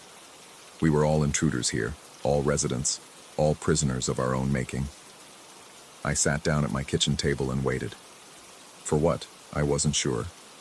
Dawn maybe, though I was no longer certain it would come, or perhaps for another living person to stumble upon this place, to hear them mutter, "crap," and flee, momentarily reminding me that there was still a world beyond these walls. The figures outside pressed closer to the windows. I could see them clearly now. Previous residents, maybe, or other lost souls who'd made the mistake of staying too long. Some looked like they were from different decades, different centuries even. All of them had that same hollow look in their eyes that I'd seen in my reflection. A new sound cut through the night, another engine approaching. My heart leapt, but only for a moment. The hope died as quickly as it had sparked, because I recognized the sound of that engine. It was my car, the one that had just been rusted and rotting in the driveway. I heard it pull up, heard the engine cut off, heard footsteps approaching the porch. 3 deliberate knocks at the door. I didn't answer. I never did. Just pulled a pillow over my head. When had I moved to the bedroom and waited for it to pass? Because that's what you do when you live in a place like this. You learn to distinguish between the sounds that matter and the ones that don't, and none of them matter anymore. The knocking would continue until 3:47 a.m., just like it did every night. Then the footsteps would circle the house. Tuesday's footsteps, even though I could no longer remember what day it actually was. Time had become circular here, feeding on itself, repeating in loops that grew smaller and tighter with each pass. Sometimes I wondered if the intruder who'd said "crap" and fled would ever come back. Part of me hoped they would, just to confirm that there was still an outside world. But another part, a growing part, hoped they'd stay away, because I was starting to suspect that they hadn't been an intruder at all. They'd been an escape attempt. Mine. From 7 months ago, or 7 years, or however long I'd been here, trying to break free from a prison I couldn't remember entering, and failing. Always failing. Doomed to circle back, to knock on my own door, to become another sound in the night that the next resident would learn to ignore. The breathing through the walls grew louder. It was my breathing, I realized. All of it had always been me. Different versions, different moments, all collapsed into this single, endless night. The house wasn't haunted. It was a trap, a fold in reality where time turned in on itself, where every moment existed simultaneously. I stood up, or had I been standing all along, and walked to the door. My hand hovered over the knob. I could leave. I knew I could. All I had to do was open it, walk out, get in my truck, and drive away. Say "crap" when the door didn't open easily. Flee into the night. But I also knew I wouldn't, because I'd already tried. Was trying. Would try. All at once, all at the same time, trapped in a moment that stretched forward and backward into infinity. The knocking continued. Patient, persistent, inevitable. I went back to bed, pulling the pillow over my head, and waited for it to pass, just like I always did, just like I always would. Outside, a truck engine started in the distance, fleeing down the dirt road. But I knew it would be back. It always came back. We all did. Because leaving was just another part of staying, and the only real escape was to never have come here at all. But it was too late for that now. 7 months too late. Or maybe 7 years. The distinction didn't matter anymore. Nothing did, except the sounds in the night, and learning which ones to ignore. Story 8.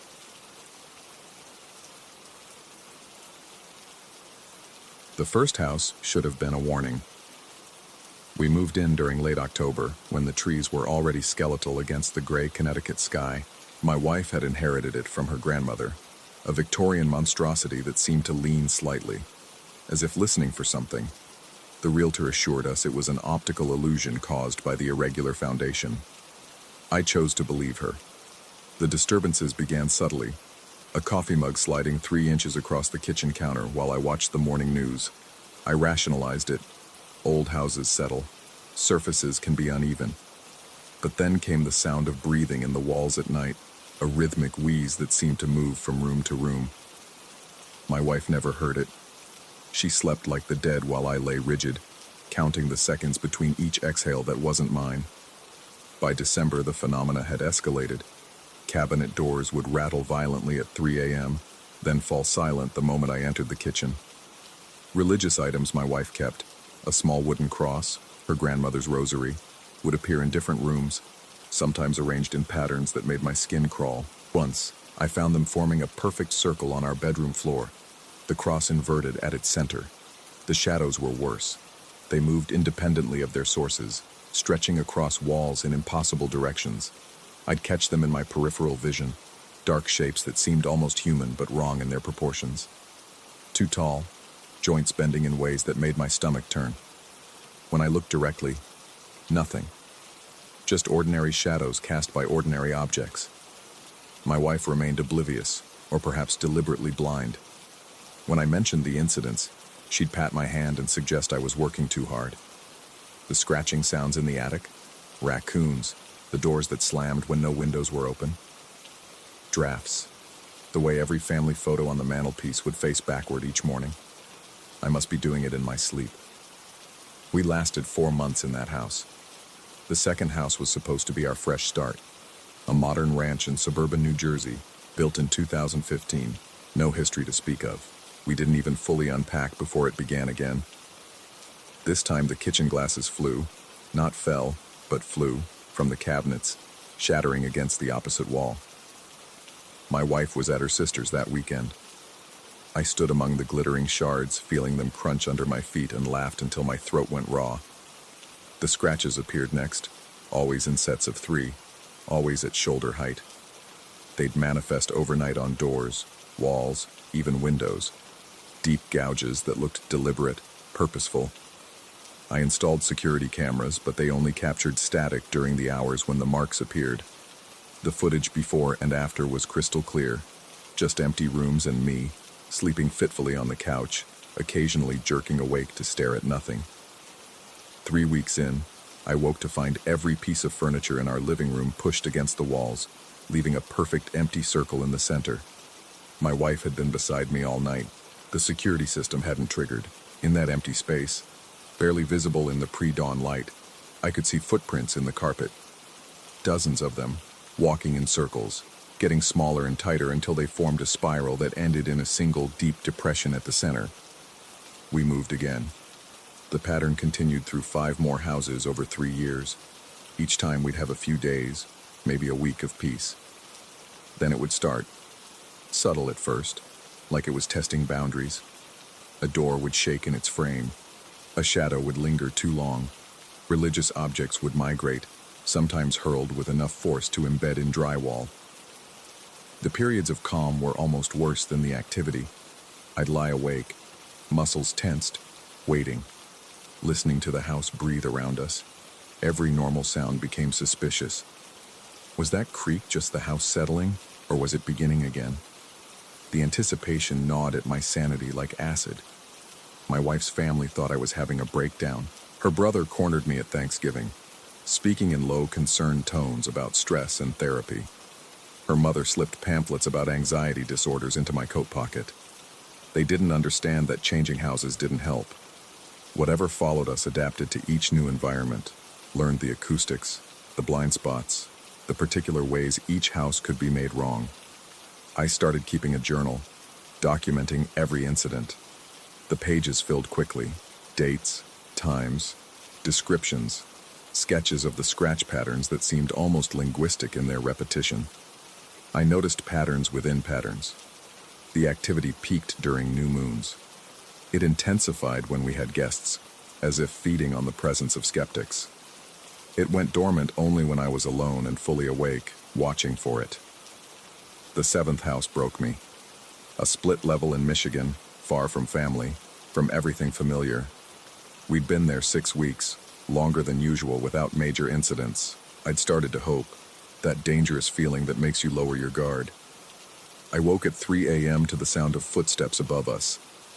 Heavy, deliberate steps that crossed from one end of the upper floor to the other, paused, then returned. My wife didn't stir. I grabbed the baseball bat I kept beside the bed and climbed the stairs.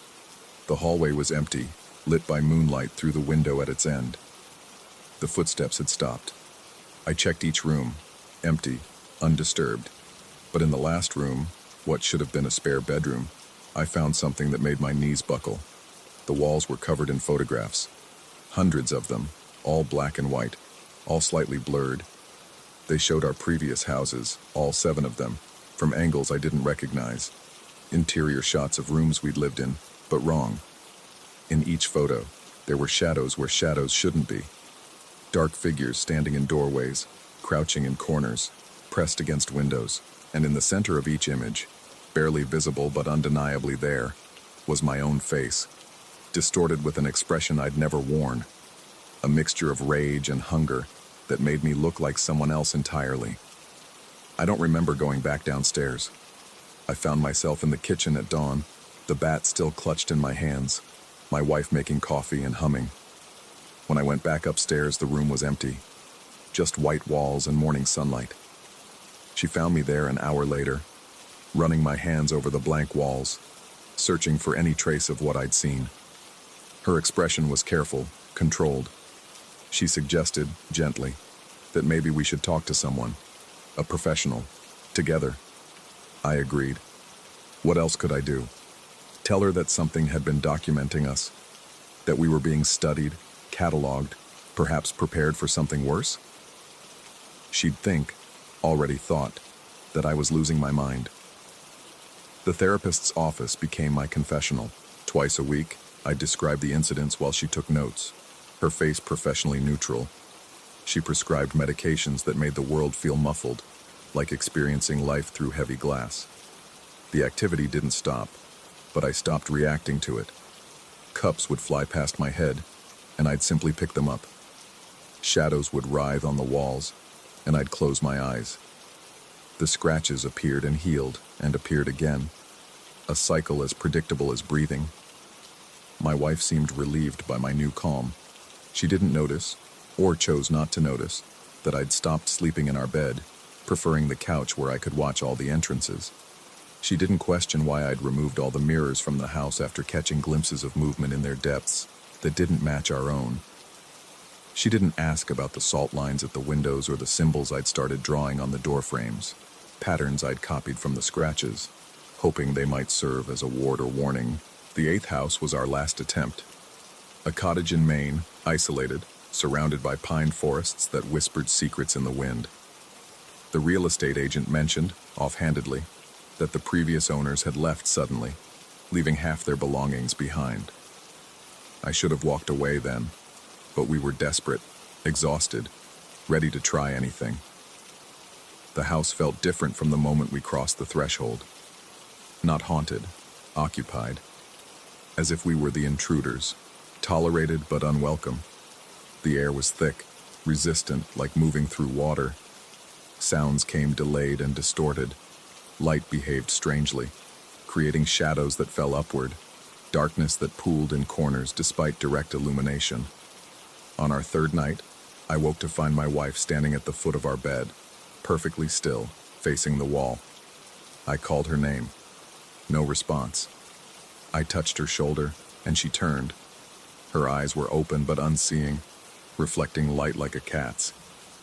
She spoke, but the voice wasn't hers. Lower, older, speaking words in a language I didn't recognize but somehow understood in my bones. She was naming things, houses, dates, the exact times of every incident I'd documented in my journal, which she'd never read. When she finally blinked and seemed to see me, she had no memory of standing there. She complained of a headache and went back to sleep while I sat in the corner, watching her breathe, wondering what was wearing her face. The next morning, I found my journal burned in the kitchen sink, the ashes arranged in that same spiral pattern I'd seen in the carpet months ago. But I hadn't burned it. My wife hadn't burned it. We were alone in the house, weren't we? That's when I started to understand. The houses weren't haunted. We were, or rather I was.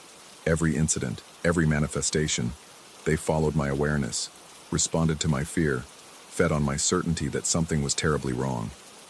My wife experienced none of it unless I was there to witness her experiencing it.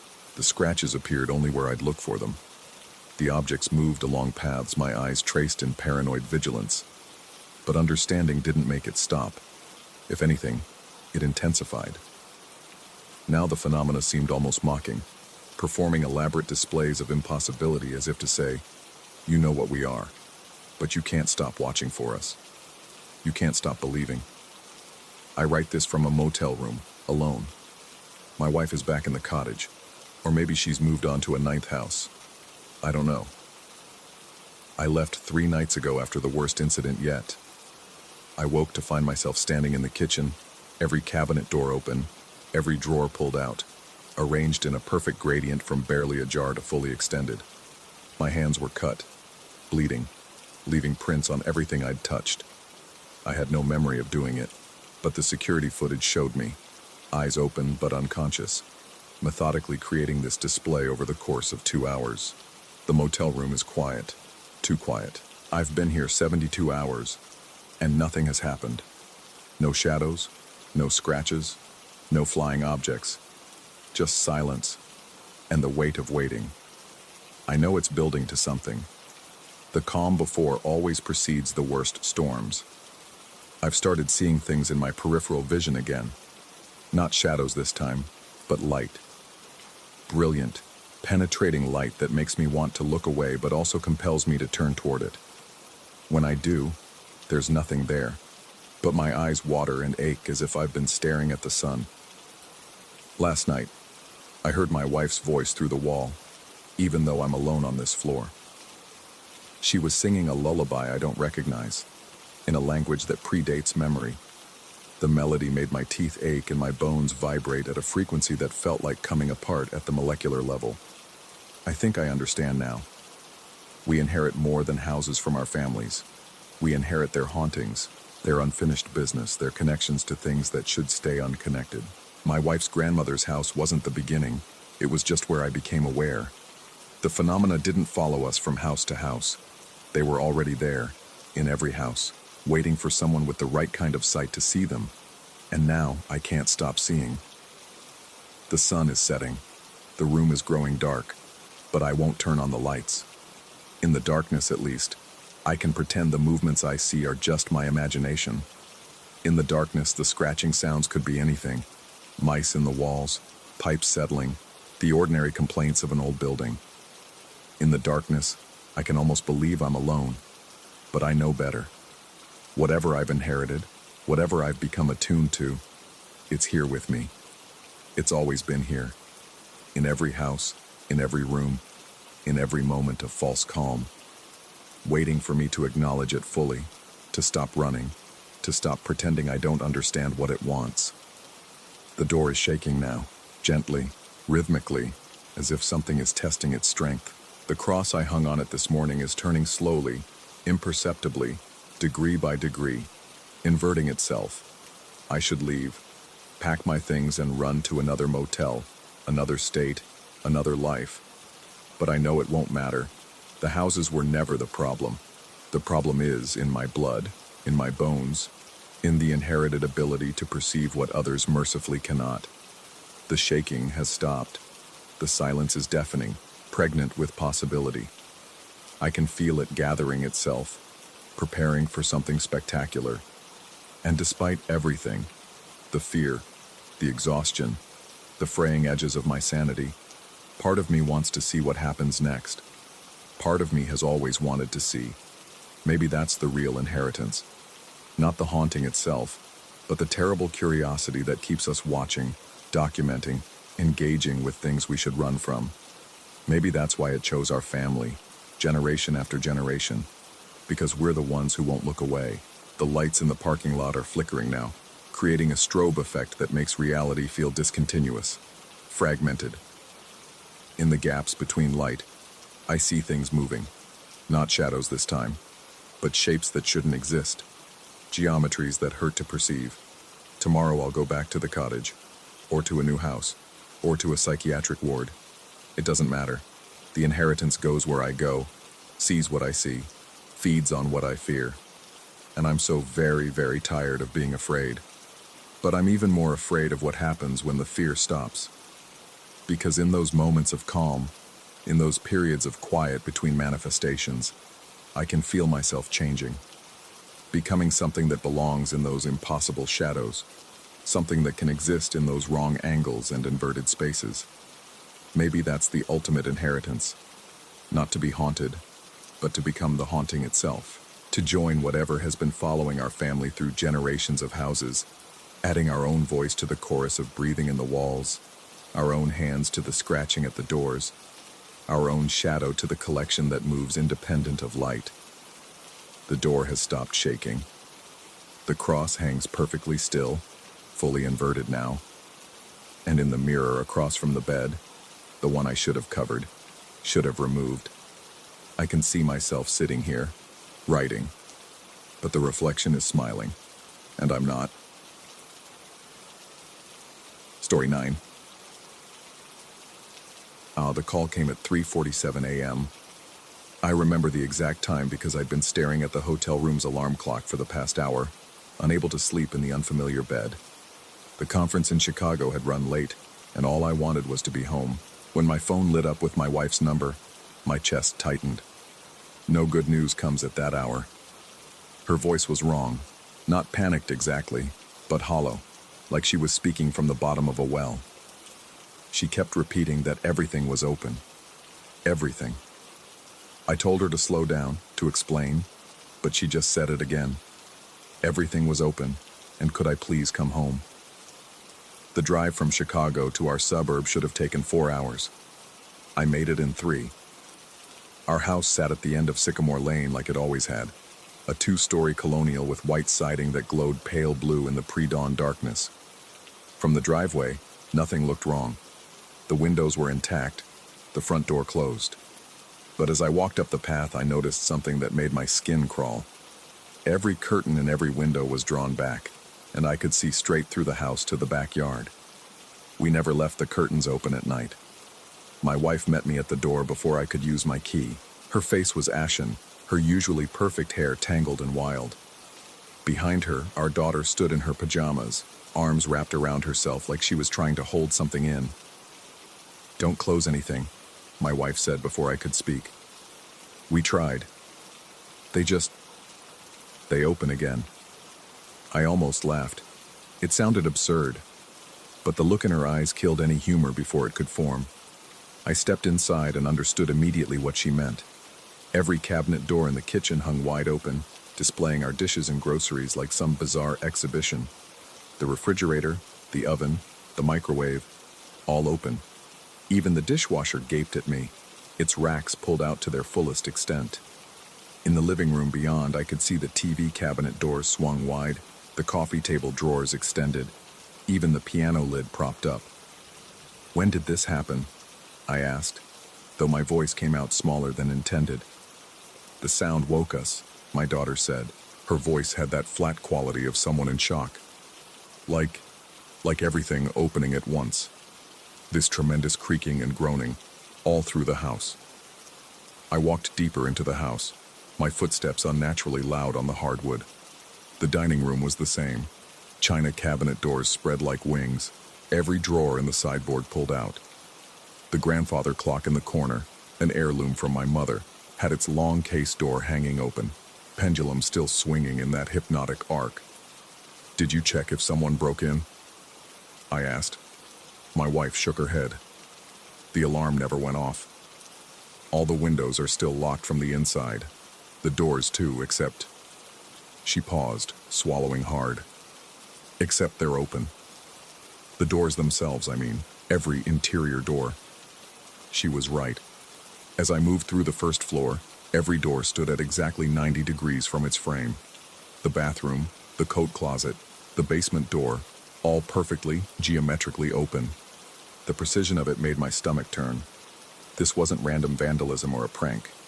There was an intelligence to it, a deliberateness that felt almost ceremonial. "Let me check upstairs," I said. My wife grabbed my arm. "Be careful. It feels wrong up there." I wanted to dismiss her fear, to be the rational one, but something in the air had changed as I approached the stairs. It was subtle at first, a pressure in my ears like ascending in an airplane, a thickness to the air that made each breath feel insufficient. The temperature dropped with each step I climbed, though the thermostat on the landing read a normal 72 degrees. The master bedroom door stood open, naturally. Inside, our closet doors were spread wide, every dresser drawer extended. But it was the bed that made me stop. The sheets and blankets were pulled back in a perfect triangle, as if someone had been preparing to climb in but stopped mid-motion. On my nightstand, my journal lay open, though I distinctly remembered closing it before leaving for Chicago. The pages fluttered despite the absence of any breeze. I moved to my daughter's room next. Her closet doors gaped, revealing the carefully organized chaos of a teenager's wardrobe. Every drawer in her desk was open, displaying homework, art supplies, the diary she thought we didn't know about. Even her laptop was open, the screen casting a pale glow across the room despite being supposedly dead for the past week. But it was the guest room that truly unnerved me. We rarely used it, keeping the door closed to save on heating. Now it stood open like all the others, but inside, the room was different. The furniture, a bed, dresser, and chair we'd inherited from my grandmother, had been moved. Not dramatically, just a few inches each, enough to notice if you knew the room. The dresser drawers were open, yes, but they were also empty. We'd never put anything in them, yet now they felt expectantly empty, like mouths waiting to be fed. On the bed, the dust cover we'd placed over the mattress was pulled back, and there was an impression in the fabric. Not quite the shape of a body, but something close. A vague, person-sized depression that seemed to shift and change the longer I looked at it. I backed out of the room and nearly collided with my wife. She'd followed me up, my daughter close behind. "Did you see it?" she whispered. "The impression?" I nodded, not trusting my voice. "It wasn't there when we first checked," my daughter said. "It's been developing." We retreated downstairs, huddling together in the living room like refugees in our own home. I tried to think rationally, to find some explanation. A gas leak causing hallucinations. But we all saw the same things. An earthquake that somehow opened every latch. The house showed no other damage. An elaborate prank? But who could have done this? And how? And why? As the sun began to rise, casting long shadows through our exposed windows, I noticed something else. The shadows were wrong. Not dramatically, but subtly, falling at angles that didn't quite match the position of the sun, extending a bit too far or not far enough. And in those shadows, if I didn't look directly at them, I could swear I saw movement. Not anything definite, just a suggestion of shifting, rearranging, preparing. "We should leave," I said finally. "Get a hotel room, call someone." "We tried to leave," my wife interrupted. "The car doors won't stay closed. Neither will the front door if we try to go through it. They spring open the moment we let go." I tested it myself, grabbing my keys and heading for the door. Sure enough, the moment I tried to pull it shut behind me, it swung back open with enough force to bang against the wall. The car was the same. The driver door refused to latch, swinging open each time I tried to close it. We were trapped in a house that refused to close, exposed to something we couldn't see or understand. As morning progressed, we discovered more disturbing details. Every book on our shelves had fallen open to seemingly random pages, but certain words appeared to be slightly darker than the surrounding text, as if emphasized by an invisible hand. Words like threshold and invitation and witness. The kitchen faucet dripped in a rhythm that was almost like Morse code, though any attempt to decode it yielded only gibberish. The clocks throughout the house, while keeping accurate time, ticked at slightly different rates, creating a maddening polyrhythm that made my teeth ache. My daughter was the first to notice the real pattern. She'd always been good at puzzles, seeing connections where others saw only chaos. She spread out a piece of paper on the dining room table and began sketching the house's floor plan, marking each open door and drawer. "Look," she said, tracing lines between the points. "If you connect them in the order Mom said she heard them open, it makes a shape." The lines formed something geometric but impossible, a figure that seemed to have too many angles, that hurt to look at directly. It reminded me of those optical illusions where staircases go up and down simultaneously but more complex, more intentionally wrong. It's like a sigil, she continued, her voice barely above a whisper. Or a circuit. Something meant to channel or contain. She stopped mid-sentence, her face paling. We all heard it at the same moment. Footsteps upstairs, slow and deliberate, moving from room to room. Not the random creaking of an old house, but unmistakably the sound of someone walking. I grabbed a baseball bat from the hall closet, which of course stood open, and started for the stairs. My wife tried to stop me, but I shook her off. Someone had to check. Someone had to be the rational one, the protector. The footsteps stopped the moment my foot hit the first stair. The silence that followed was worse than any sound. It was active, watchful, waiting. I climbed anyway, bat raised, heart hammering against my ribs. The landing was empty. The hallway was empty. Each room I checked was exactly as we'd left it. Disturbingly open but otherwise undisturbed, except for the guest room. The impression on the bed was deeper now, more defined, and it wasn't alone. There were two more impressions, one on either side, smaller, more delicate, like a family lying together, like us. I stumbled backward, the bat slipping from my numb fingers. It hit the floor with a clatter that seemed to echo far longer than it should have, and in that echo, I could have sworn I heard something else. A whisper, just at the edge of perception, speaking words in a language that predated speech. When I returned downstairs, my wife and daughter were standing exactly where I'd left them, but something about their posture was different. They stood straighter, more formally, like people posing for a portrait. Their eyes tracked my movement, but there was a delay, a fraction of a second where they looked at where I had been rather than where I was. "Did you find anything?" my wife asked, and her voice had that same hollow quality from the phone call. "Nothing," I lied. She smiled. No, her face made the shape of a smile, but it didn't reach her eyes. "Good. Then we can stop worrying." My daughter nodded in agreement, that same not quite right smile on her face. "Yes. Stop worrying. Everything is open now. Isn't that better?" The room tilted, or maybe I did. The walls seemed to breathe, expanding and contracting like lungs, and for a moment I could see through them, not to the outside, but to somewhere else, somewhere vast and dark and hungry, a place where things waited with infinite patience for the right door to open. "I need some air," I managed to say. "Of course," they said in unison, their voices harmonizing in a way that human voices shouldn't be able to. "But you'll come back.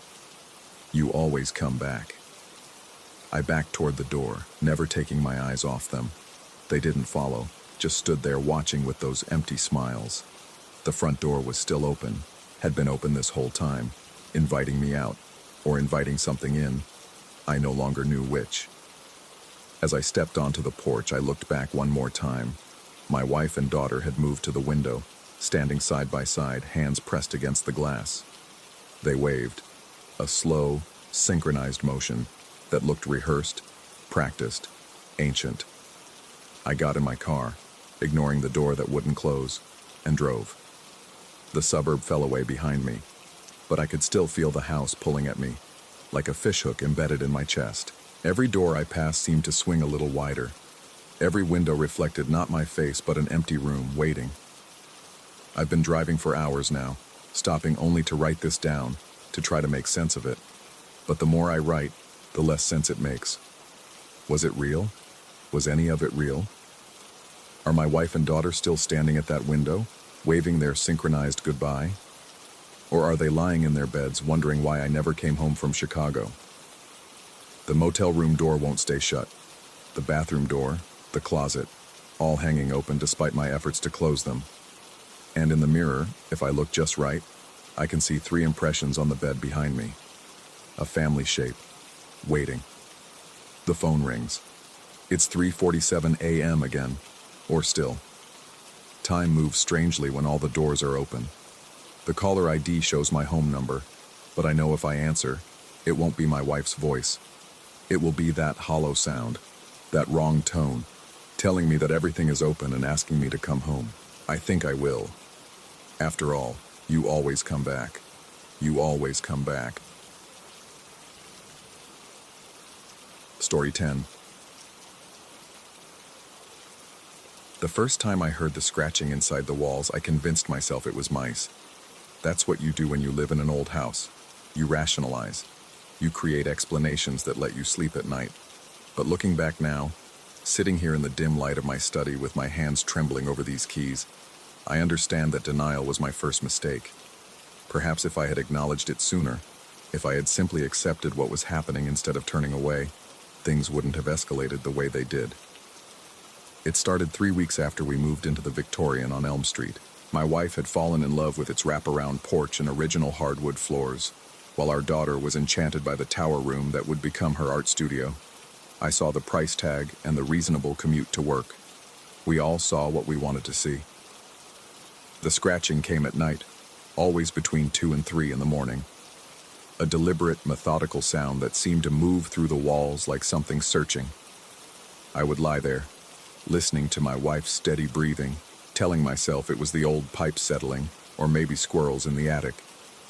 The sound would stop the moment I sat up in bed, as if whatever made it knew I was listening. By the second week, the scratching had evolved into soft knocking, 3 measured raps that would echo through the house. My wife never heard them. She slept through everything with an almost unnatural heaviness that I began to find unsettling. When I mentioned the sounds over breakfast, she would smile and pat my hand, suggesting I was working too hard, that the stress of the move was getting to me. Our daughter heard them, though.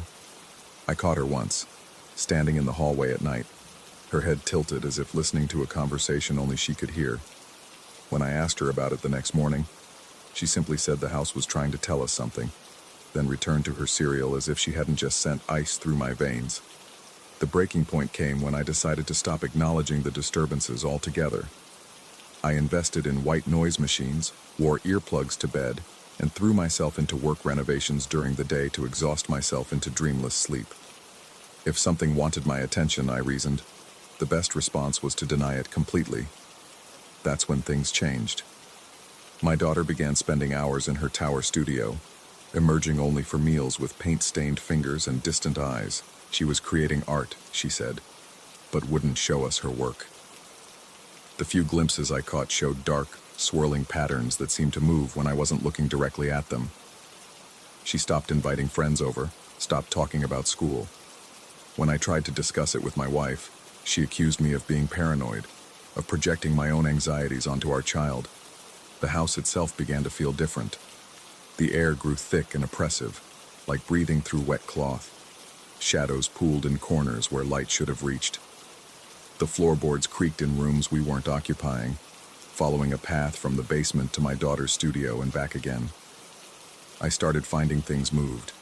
Books rearranged on shelves, furniture shifted slightly, picture frames turned to face the wall. Then came the night of the mirror. I woke to the sound of glass cracking, not shattering, but slowly fracturing like ice under pressure. The antique mirror in our bedroom, a wedding gift from my wife's grandmother, was spiderwebbing from the center outward. As I watched, frozen in bed, the cracks formed patterns that looked almost like words, like messages trying to push through from the other side of the silver backing. In the morning, my wife found me sleeping on the couch. The mirror was whole and unmarred when she checked. She scheduled me a doctor's appointment that afternoon. The porcelain figurine was next, a delicate dancer my daughter had treasured since childhood. I found it on her desk, the head cleanly separated from the body as if twisted off by careful hands. No fragments, no violence to it, just a precise disconnection. My daughter didn't cry or rage. She simply picked up both pieces and arranged them on her shelf, the head facing her bed, the body turned toward the door. When I suggested we might consider moving, both my wife and daughter looked at me with the same expression, a mixture of pity and something else I couldn't quite identify. My wife explained patiently, as if to a child, that we had invested everything in this house. My daughter added that the house wouldn't like us leaving anyway. The way she said it, so matter of fact, made my skin crawl. I began to notice things about my family that I'm certain weren't there before. My wife hummed constantly now, a tuneless melody that seemed to vibrate through the walls. She cooked elaborate meals we never ate, arranging the food in patterns on our plates before scraping it all into the garbage. She stood at windows for hours, watching nothing, her lips moving in silent conversation. My daughter had started leaving her studio door open, and I could see her paintings clearly now. They were all of the same subject, a dark figure standing just outside our house, getting closer in each subsequent painting. In the most recent one, the figure's hand was pressed against what looked like our front door. When I asked her who it was, she tilted her head the way she did when listening to the house and said it was the one we had been ignoring, the one who was tired of being ignored. I tried to research the house's history, but the records were surprisingly sparse. The previous owners had left suddenly, according to neighbors who seemed reluctant to discuss it.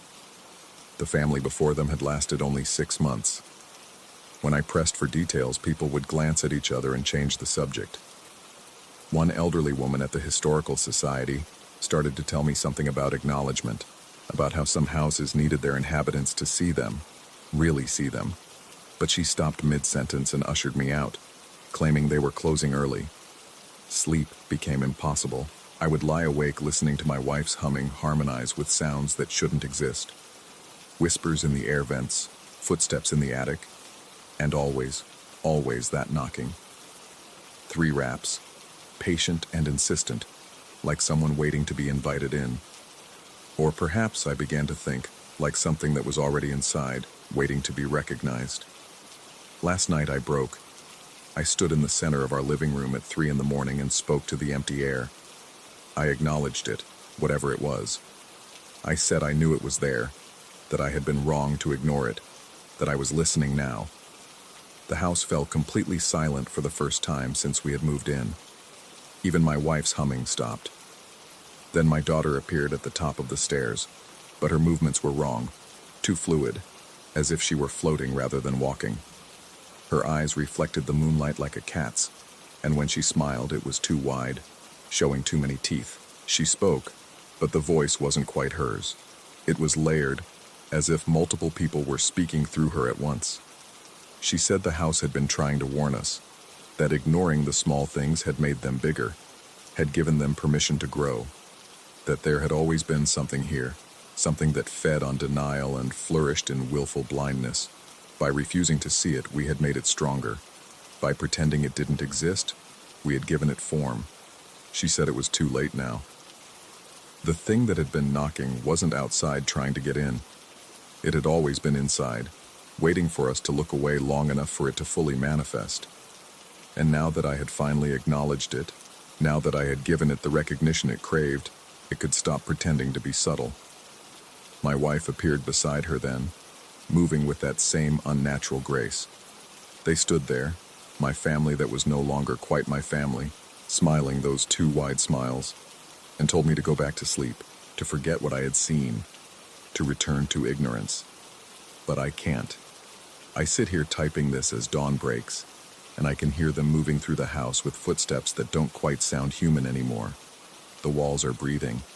The mirrors show reflections that lag a second behind reality. And in my peripheral vision, I keep seeing that dark figure from my daughter's paintings, standing in corners, waiting. I don't know if I'm losing my mind or if something has taken my family. I don't know if the house is haunted or if I'm having a psychotic break from the stress of the move. What I do know is that ignoring the small disturbances was a mistake.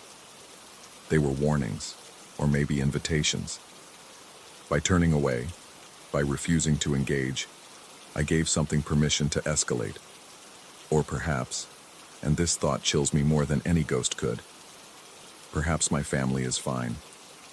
Perhaps they're downstairs right now, making breakfast and worrying about me. Perhaps the only thing that's changed is my perception, twisted by isolation and denial until I can no longer distinguish between the real and the imagined. The knocking has started again, but now it's coming from inside my study door. My wife's voice, almost but not quite right, is calling me to breakfast. She says my daughter has something to show me, a new painting she's particularly proud of. I'm going to go downstairs. I'm going to sit at the table with whatever my family has become. I'm going to look at my daughter's painting, even though I know it will show that dark figure finally inside our house, finally given form by my acknowledgement. Because the truth is, I don't know which is worse, that something supernatural has invaded our home and taken my family, or that nothing has changed except my ability to perceive reality correctly. Either way, I'm trapped in this house with the consequences of my denial, forced to face what I refused to see when it was still small enough to manage. The door is opening now. I didn't unlock it. My wife is smiling that impossible smile, and behind her I can see my daughter holding a canvas. In the painting, I'm sitting at this very desk, typing these very words, while something dark stands behind me, reading over my shoulder. I can feel breath on my neck as I write this. When I turn around, will I see a monster? Or will I see nothing and know that the monster is me? I'm not sure which answer terrifies me more.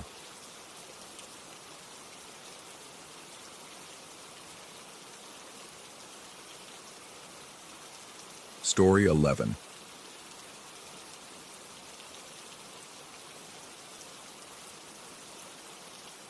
The voice started 3 weeks after we moved our offices into the old Mercy General building. At first I convinced myself it was just pipes settling. Maybe the ancient HVAC system groaning through its death throes. But pipes don't sing lullabies at 2 a.m., and ventilation systems don't know the words to songs that haven't been sung in decades. I work late. Always have. The empty building suits me, or it did, before the singing began. Our startup had gotten the space for almost nothing. The realtor mentioned something about the building's history as a hospital, closed in 1987 after what she vaguely called restructuring.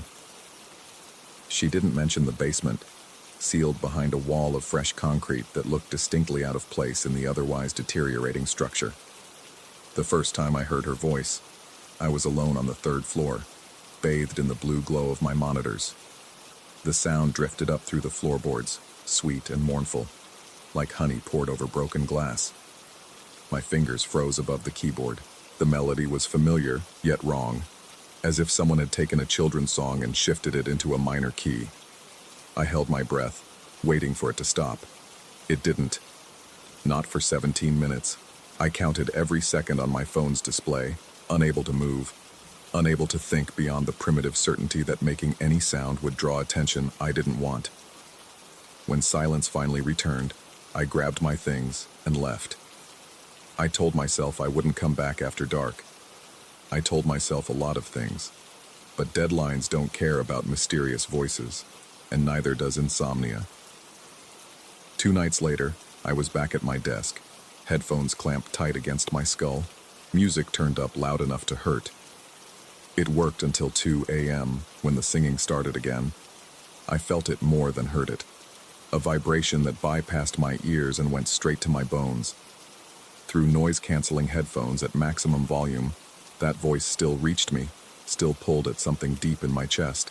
I started documenting everything: times, duration, the words when I could make them out.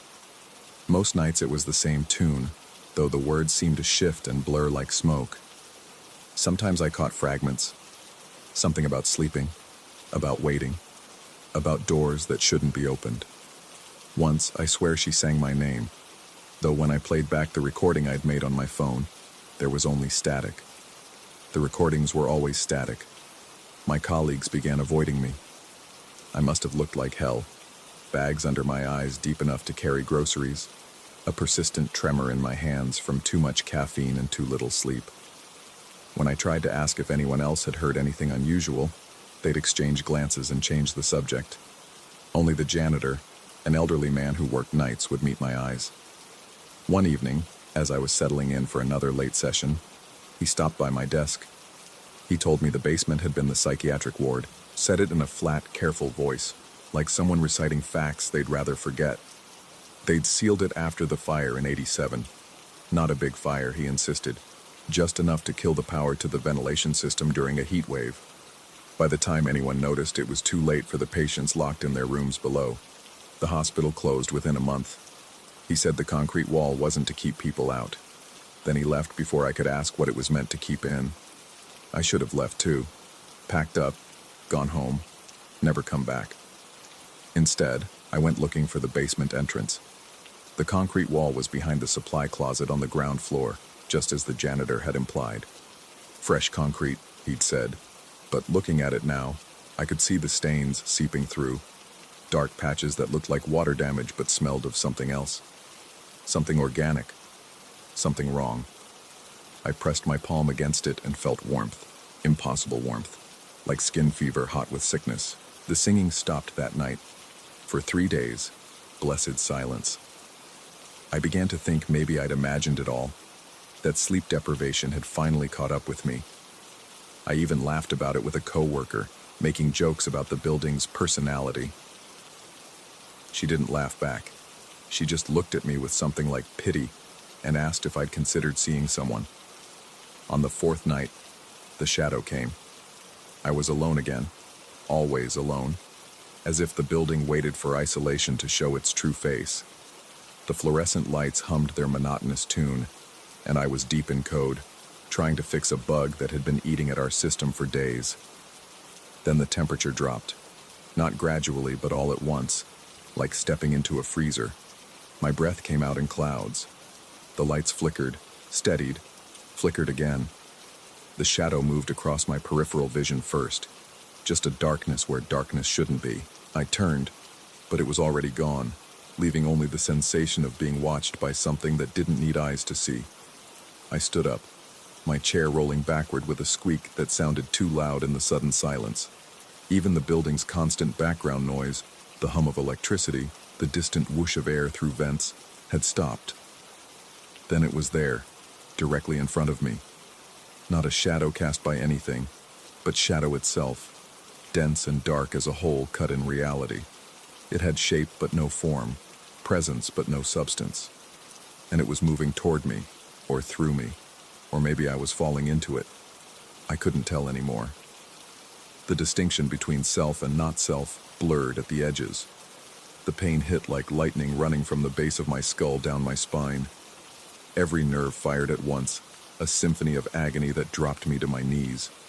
I tried to scream, but my throat wouldn't work. My vision went white, then black, then white again.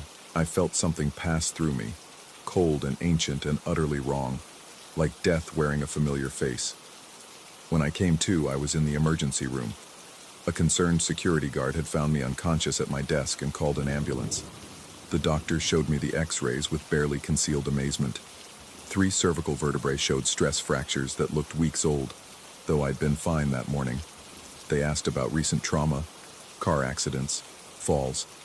I couldn't explain that a shadow had walked through me, that something from a sealed basement had reached up through 3 floors of concrete and steel to touch my spine. They kept me overnight for observation. The nurse checking on me at 2 a.m. found me sitting up in bed, rigid with terror. She asked what was wrong, and I almost told her about the voice I could hear, faint but unmistakable, singing through the hospital's ventilation system. The same voice, the same song following me even here. Instead, I asked for a sedative and tried to convince myself it was just trauma, just my mind trying to process what couldn't be processed. The next day, they gave me muscle relaxants and a referral to a psychiatrist, clearly thinking the problem was more mental than physical. I didn't argue. How could I explain that the referral was printed on letterhead from Mercy General Hospital, the same hospital that had been closed for 37 years? When I pointed it out, the nurse looked at me strangely and showed me the paper again. St. Mary's Medical Center, it read, though I could still see the other name underneath, like text bleeding through from another page. I went back to work after a week. I had to. The singing had followed me home, faint but persistent, coming from drains, from ventilation grates, from the spaces between walls. My apartment felt contaminated, infected by whatever I'd brought back from that building. Only at my desk, in the place where it had started, did the voice seem satisfied to stay below. My colleagues whispered when they thought I couldn't hear. The official story was stress, burnout, a minor breakdown. They didn't know about the shadow I could sometimes see in reflective surfaces, always just behind me, matching my movements with a half-second delay. They didn't know about the cold spots that followed me through the building, or the way electronics glitched in my presence, or the fact that I could hear conversations from the sealed basement as clearly as if I were standing in the room. The janitor quit the day after I returned. He left a note on my desk. Some doors are meant to stay closed. Some songs are meant to stay unheard. You can't unsee what you've seen. You can't unhear what you've heard. It's too late now. I'm sorry. I started spending more time by the concrete wall, during lunch breaks, after hours, sometimes in the middle of the night when the singing was loudest. I could hear them clearly now. Not just one voice, but dozens. A chorus of the abandoned, the forgotten, the ones who died in the dark when the power failed and the temperature rose and no one came to unlock the doors. They sang of waiting, of watching, of the thin places where one world bleeds into another. Sometimes, pressing my ear to the concrete, I could hear my own voice among them. The company moved offices last month. They said it was for expansion, but I saw the real reason in the way they looked at me, in the way they flinched when I entered a room. The building is empty now, condemned, scheduled for demolition, but I still have my key. I still come back at night, drawn by something I can't name and can't resist. The shadow is clearer now. In the right light, or the wrong light, I can see its features. It looks like me, or like something that was me, or like something I'm becoming. The cervical fractures have spread. The doctors can't explain it. They say it's impossible, that bone doesn't break that way without trauma. But they can see it on every scan. My spine slowly fracturing from the inside out, as if something is trying to escape. The singing never stops now. It's loudest here, by the wall, where the concrete is warm and wet and breathing. Yes, breathing. I can feel it pulse beneath my palms, hear it whisper my name in voices I almost recognize. The barrier is thinner every day. Soon it won't matter that the basement is sealed. Soon the distinction between up here and down there won't mean anything at all. I've started singing along. I don't remember learning the words, but they come naturally now, flowing from my throat in harmonies I shouldn't be able to produce. My voice splits into two, then three, then more. A chorus all by myself. When I catch my reflection in the dark windows, I see multiple shadows, all slightly out of sync, all singing different parts of the same endless song. The demolition is scheduled for tomorrow. The crew will come with their machines and their rational explanations, ready to tear down what they think is just an old building. They don't know about the basement. They don't know what's really sealed behind that wall. They don't know that some prisons aren't meant to contain what's inside. They're meant to contain what those inside have become. I'll be here when they break through. I have to be. The singing tells me so, in words that burrow into my brain like warm fingers. We've been waiting so long, it says. We've been so patient. And you're almost ready. Almost one of us. Almost home. My phone buzzes with concerned messages from friends, from family, from doctors. They want to know where I am, if I'm taking my medication, if I'm having thoughts of self-harm. I want to tell them the truth, that I'm not planning to hurt myself, that something else has already done that job quite thoroughly.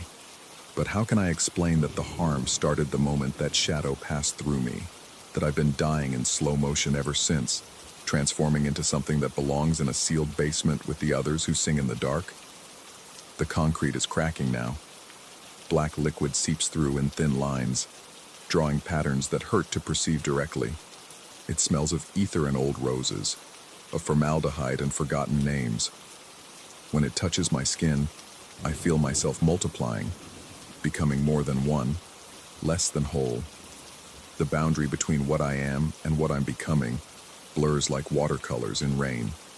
Tomorrow they'll break down the wall. Tomorrow they'll find what's been singing all these years.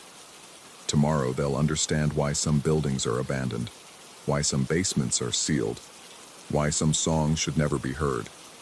But tonight, I sing. Tonight, I wait. Tonight, I am exactly where I'm supposed to be, becoming exactly what I was always meant to become.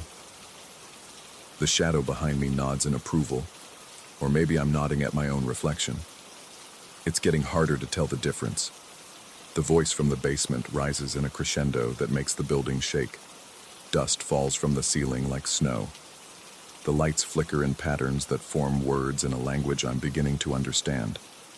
And in the spaces between the notes, in the silence between heartbeats, I can hear the truth that's been waiting all along. The basement was never sealed to keep them in. It was sealed to keep the rest of us out. But now the door is opening, not in the concrete, but in me. And I can feel them pouring through. All the voices, all the shadows, all the ones who sang alone in the dark until someone finally heard their call. We are one voice now, one shadow with many shapes, one song that never ends.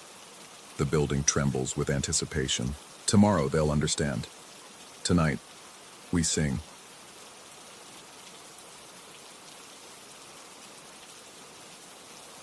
Story 12.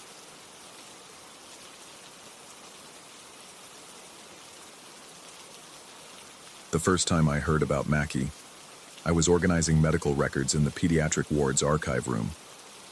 The fluorescent lights hummed their familiar tune, casting that sterile hospital glow over everything. I'd been working as a night orderly at St. Helena's for 3 months, and the job had become routine.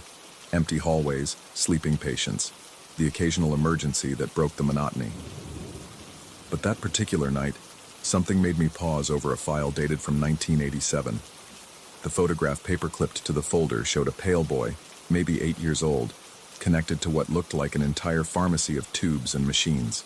His eyes, though, they were looking at something beyond the camera, focused on a point that seemed to exist in some other dimension. The name on the file read, Michael Mackie Morrison. According to the records, he'd been in the hospital for 6 months before being transferred to a long-term care facility. The interesting part wasn't his medical history. It was the handwritten notes in the margins, scrawled in different inks by various nurses over the months.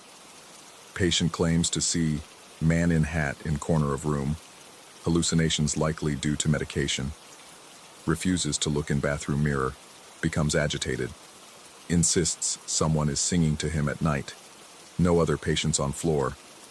I might have dismissed it as the tragic delusions of a sick child if I hadn't noticed the pattern in the dates. Every incident happened between 2 and 4 a.m., every single one.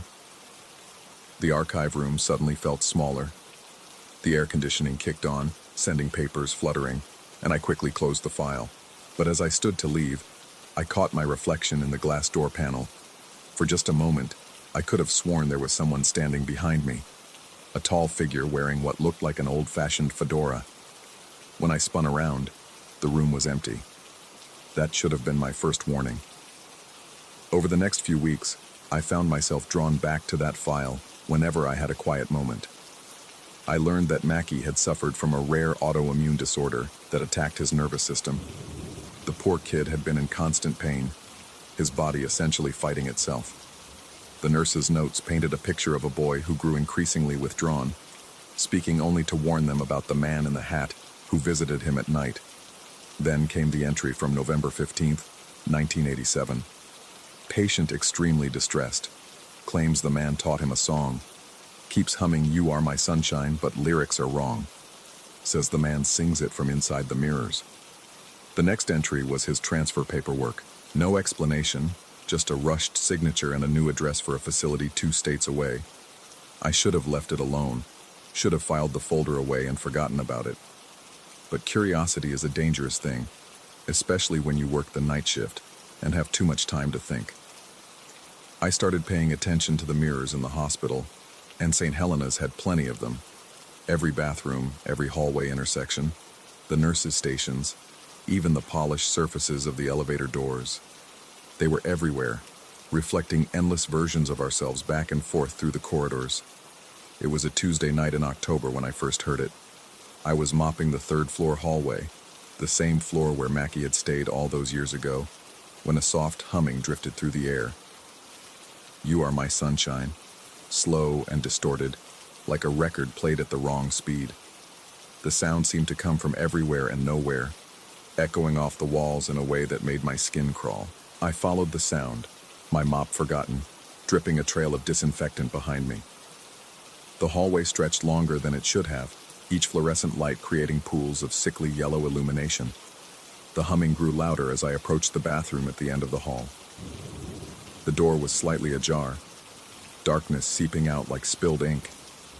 My hand trembled as I pushed it open. The automatic lights flickered on, revealing nothing but white tiles and chrome fixtures. But in the mirror above the sink, I saw him, a tall figure in a dark suit and fedora, standing right behind me. His face was wrong somehow, like someone had tried to draw a person from memory and gotten the proportions all off. Too many teeth in his smile, eyes that reflected light like a cat's. I whirled around. Empty bathroom, just me and the drone of the ventilation system. When I looked back at the mirror, my own terrified face stared back. But as I leaned closer, I noticed something that made my blood freeze. My reflection wasn't matching my movements perfectly. It was off by a fraction of a second, like a badly synced video. The humming started again, and this time, I could make out words, whispered from somewhere behind the glass. "You are my sunshine, my only sunshine. You make me happy when skies are gray." But the voice continued with words I'd never heard before. "You'll never know, dear, how much I need you. Please don't take my sunshine away, or I'll take yours to stay." I ran, abandoned my mop bucket, my dignity, everything. I ran down those hallways like something was chasing me, even though I could hear nothing but my own footsteps and ragged breathing. I didn't stop until I reached the break room, where I sat under the harsh lights, hands shaking as I tried to convince myself it was just exhaustion, just my imagination running wild after reading too many old medical files. But then I made the mistake of looking at my phone screen. In its black reflective surface, I saw myself sitting in the break room, and standing in the doorway behind me was the man in the hat, getting closer with each flicker of the fluorescent lights above. I stopped looking at reflective surfaces after that, covered my bathroom mirror at home with a sheet, avoided windows at night, kept my phone face down. But you can't escape reflections entirely. They're everywhere. Puddles on the street, car windows, the glossy surface of a coffee cup. And in each one, I'd catch glimpses of him getting closer, always smiling that too wide smile. The worst part was the singing. It would start softly, usually around 2 a.m., just like in Mackie's file. Sometimes it sounded like my mother's voice, sometimes like my ex-girlfriend's. Once, horrifyingly, it sounded like my own voice, singing to me from inside the walls. Always the same song, always with those wrong lyrics that made my skin crawl. I tried to research what happened to Mackie, found an old newspaper article about the facility he'd been transferred to. It had burned down in 1989. No casualties reported, but several patients were never accounted for in the official records. Mackie was one of them. Last night I was working my shift when I heard a child crying in the archived medical records room. Security footage showed me entering the room at 2:47 a.m., but I have no memory of it. I woke up at 4 a.m., standing in front of the bathroom mirror on the 3rd floor, my hand pressed against the glass. There was condensation on the mirror, like someone had been breathing on it from the other side. Written in the fog were the words, "You're my sunshine now." The man in the hat was standing next to me in the reflection, but this time, he wasn't alone. There was a small figure beside him, connected to tubes and machines that shouldn't exist in a reflection. It was Mackie, exactly as he appeared in that old photograph. But his eyes were different now, ancient and knowing, filled with a terrible understanding. I could feel myself being pulled toward the mirror, my hand pressing harder against the glass until I heard it crack. The singing was deafening now, coming from 1,000 voices, all slightly out of sync. My reflection wasn't even pretending to match my movements anymore. It was smiling, even though I knew my own face was twisted in terror. That's when I understood what the wrong lyrics meant. The man in the hat doesn't just visit, he collects. He finds the lonely ones, the sick ones, the night workers who spend too much time in empty hallways with too many mirrors. He sings to them, teaches them his version of the song, and eventually, they join him on the other side of the glass. I'm writing this in the break room. It's 3:33 a.m., and the humming has started again. Every reflective surface in the room is showing the same thing. Dozens of figures standing behind me, all connected to tubes and machines, all singing in unison. They're all the night workers, the patients, the lonely souls who looked too long into mirrors when they should have looked away. The man in the hat is offering me his hand in every reflection. Mackie is beside him, no longer connected to machines because he doesn't need them anymore. None of them do. They exist in the spaces between reflections, in that impossible place where mirror images live when no one's looking. I can feel myself fading, becoming less solid, like I'm being pulled into negative space. My phone screen shows someone who looks like me typing these words, but I'm not sure it's really me anymore. Maybe I'm already on the other side, looking out. Maybe that's why the words keep appearing even though my fingers feel like they're moving through water. The song is beautiful when you finally understand it. It's not about sunshine at all. It's about the darkness behind the light, the void that exists in every reflection. We're all somebody's sunshine, waiting to be taken away, waiting to join the chorus that sings from inside the mirrors. If you work night shifts, if you find yourself alone in buildings with too many mirrors, remember this: don't look too long. Don't listen to the humming. And whatever you do, don't try to find out what happened to the children who saw the man in the hat. But maybe it's too late for warnings. Maybe you're already humming the tune. Maybe you've already noticed that your reflection sometimes moves a second too slow. Maybe you've seen him standing at the edge of your peripheral vision, patient and smiling, waiting for you to finally look directly at him. The break room mirror just cracked. Not from the outside, from within. Something is pressing through, and it's singing my mother's lullaby version of that song, the one she used to sing when I was scared of the dark. I'm not scared anymore. How can I be? I'm going to be somebody's sunshine, forever and ever, on the other side of the glass, where the man in the hat teaches us new songs and Mackie shows us how to exist without breathing. The mirror is opening now. It's beautiful here. We're all waiting for you. Won't you be our sunshine too?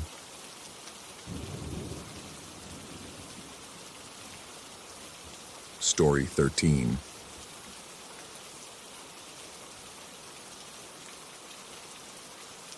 The first time I found cigarette ashes on the changing table, I stood there for a full minute, unable to process what I was seeing. The fine gray dust formed a perfect circle on the white plastic surface, as if someone had carefully tapped out a Virginia Slim, my mother's brand for 37 years, right where we used to change my nephew's diapers during family gatherings. 3 weeks had passed since the funeral. 3 weeks since we'd lowered her into the ground, her body finally succumbing to the lung cancer that had eaten away at her for months. The house still reeked of stale smoke despite my sister's aggressive campaign with air fresheners and open windows. But this, fresh ashes where no one had smoked, made my skin crawl in a way I couldn't quite articulate.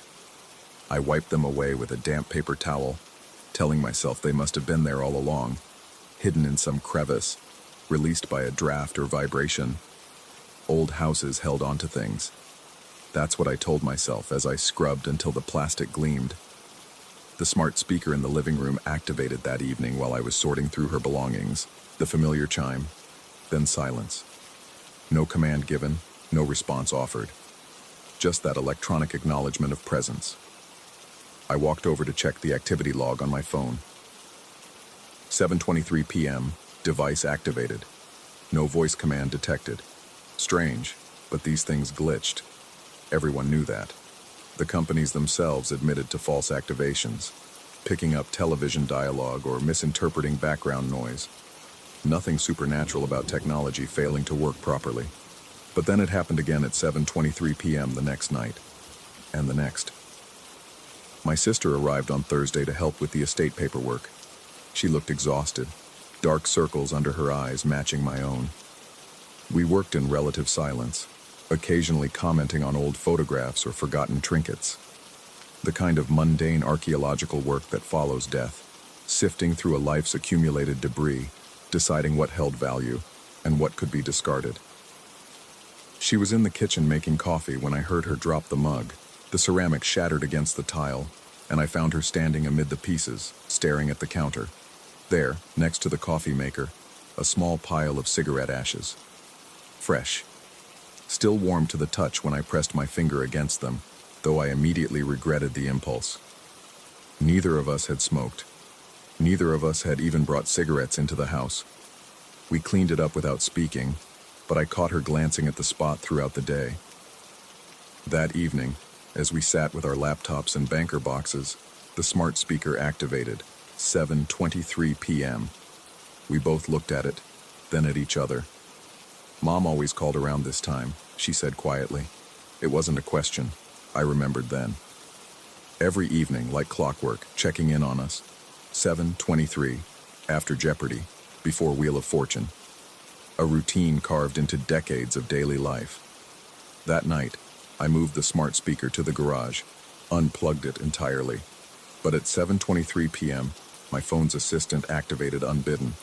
No command, just that familiar chime, waiting. I disabled it immediately, my fingers trembling slightly as I navigated through the settings. The ashes appeared with increasing frequency. The bathroom counter, the kitchen windowsill. Once, impossibly, on top of the ceiling fan blade in her old bedroom. Always in places she would have stood or sat, following the geography of her daily routines. I began mapping them mentally. Her spot by the kitchen window where she'd smoke while cooking. The bathroom where she'd sneak cigarettes during her last months when we thought she'd quit. The chair by the living room window where she'd sit with her coffee and Virginia Slims every morning. I installed a security camera system, partly to catch whatever was happening, partly to prove to myself that I wasn't losing my mind. The footage revealed nothing. Ashes would simply appear between frames, materializing in the space of a blink. One frame, clean surface. Next frame, perfect little pile of gray dust. My sister stopped coming over. She claimed work obligations, but I knew better. I saw the way she flinched when her phone randomly activated, the way her hands shook when she found ashes in her own apartment 40 miles away. We stopped talking about it entirely, as if acknowledging it would make it more real, would confirm that something impossible was happening. The smart home system began acting with increasing irregularity. Lights would dim and brighten in patterns I couldn't predict. The thermostat would adjust itself to 72 degrees, her preferred temperature, no matter how many times I changed it. The television would turn on to her shows, volume set to her hearing-impaired levels. The coffee maker would start brewing at 5:47 a.m., her wake-up time for 40 years of morning shifts at the hospital. I tried staying at a hotel, but at 7:23 p.m., my laptop's voice assistant activated in the sterile room. The next morning, I found ashes on the bathroom counter, arranged in a pattern that looked almost like letters, though I couldn't make out what they might spell. Sleep became elusive. I would lie awake, waiting for 7:23 p.m., dreading that electronic chime. Sometimes I heard footsteps in the hallway, that particular shuffling gait she'd developed in her final months. The sound of a lighter clicking, the whisper of smoke curling through still air. But when I looked, nothing. Always nothing. One night, exhausted beyond measure, I spoke to the empty room, told her I missed her, told her I was sorry for the arguments about her smoking, for the harsh words when the diagnosis came, for not visiting more in those final weeks. The words poured out, years of complicated grief and guilt. The smart speaker remained silent, but in the morning, the ashes on the kitchen counter spelled out a word. Okay. Or maybe they didn't. Maybe my sleep-deprived brain was creating patterns where none existed. Pareidolia, seeing faces in clouds, hearing voices in white noise, finding meaning in random arrangements of dust. The human mind's desperate need to make sense of chaos. I began leaving Virginia Slims on the counter. They would disappear overnight, replaced by neat piles of ashes. I set up more cameras, but they would malfunction precisely when the cigarettes vanished. The footage would skip, corrupt, or show nothing but static for exactly the time it would take someone to smoke a cigarette. 7 minutes. Always 7 minutes. My sister called one evening crying. She'd found ashes in her daughter's old nursery, on the changing table she'd kept for sentimental reasons. The same changing table we'd had at Mom's house. She was moving in with her boyfriend, she said, getting away from it all.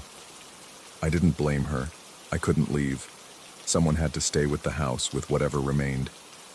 The manifestations grew more elaborate. Entire messages in ash, watching, here, always.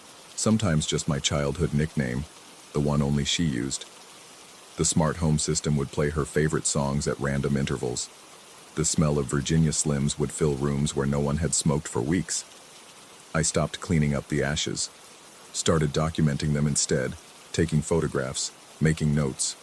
If I was losing my mind, at least there would be evidence. The patterns grew more complex. Spirals, symbols, sometimes what looked like attempts at pictures. A flower, a heart, a crude outline of a face that might have been hers or might have been nothing at all. 3 months after her death, I was awakened at 3 a.m. by every smart device in the house activating simultaneously. The cacophony of electronic voices, all speaking different words, created an unintelligible wall of sound, but underneath barely audible. I swear I heard her voice. That raspy, smoke-damaged voice saying something I couldn't quite make out.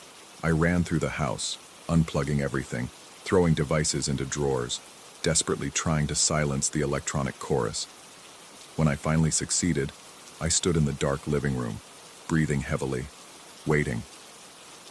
At 3:47 a.m., exactly 4 hours before her old wake-up time, a single pile of ashes appeared on the coffee table. Beside it, written in the dust, "Not ready."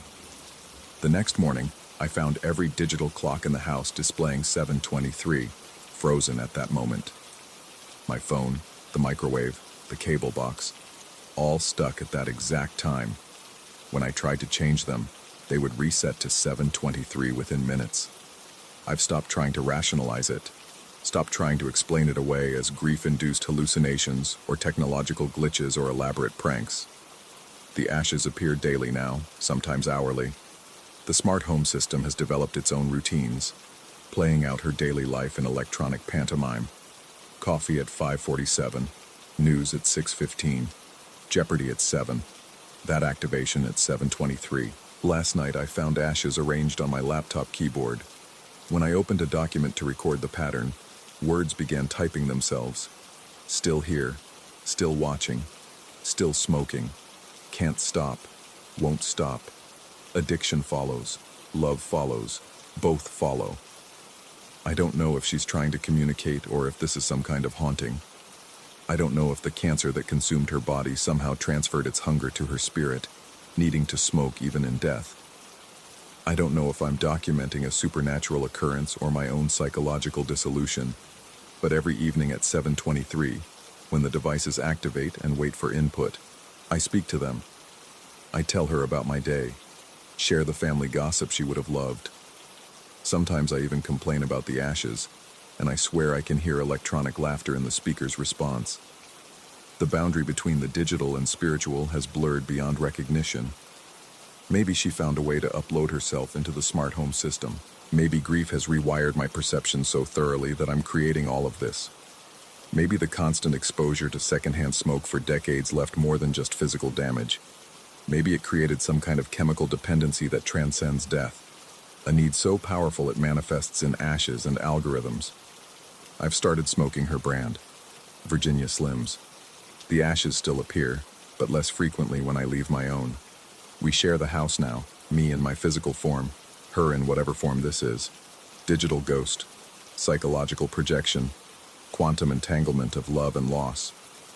My sister doesn't call anymore. The estate remains unsettled. The house remains unsold. And every evening at 7:23, we have our conversation, me speaking to the air, the devices listening, and somewhere between the binary code and cigarette smoke, my mother persists. The ashes on my desk right now have formed words. Good boy, staying, together. I'm not sure anymore which one of us is haunting the other, but as I light another Virginia Slim and watch the smoke curl toward the ceiling, I realize it doesn't matter.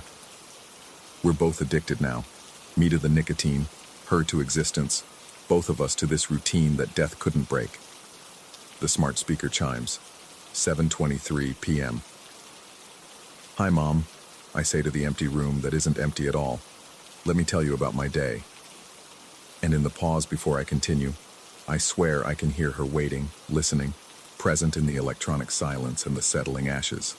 Forever smoking, forever watching, forever here in the space between the digital and the dead.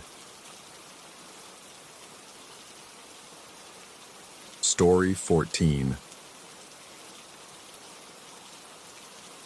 The old farmhouse had been in our family for 3 generations, its weathered boards groaning with memories and something else I couldn't quite name.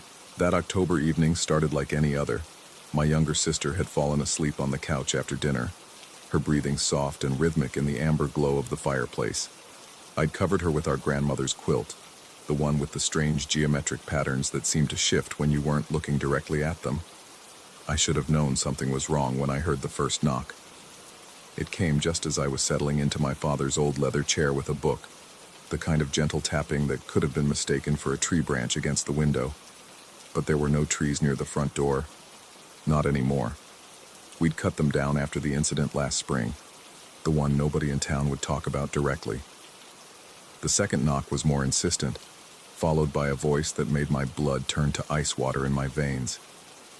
"Please," came the whisper, high and sweet and achingly familiar. "Please let me in. I'm so cold."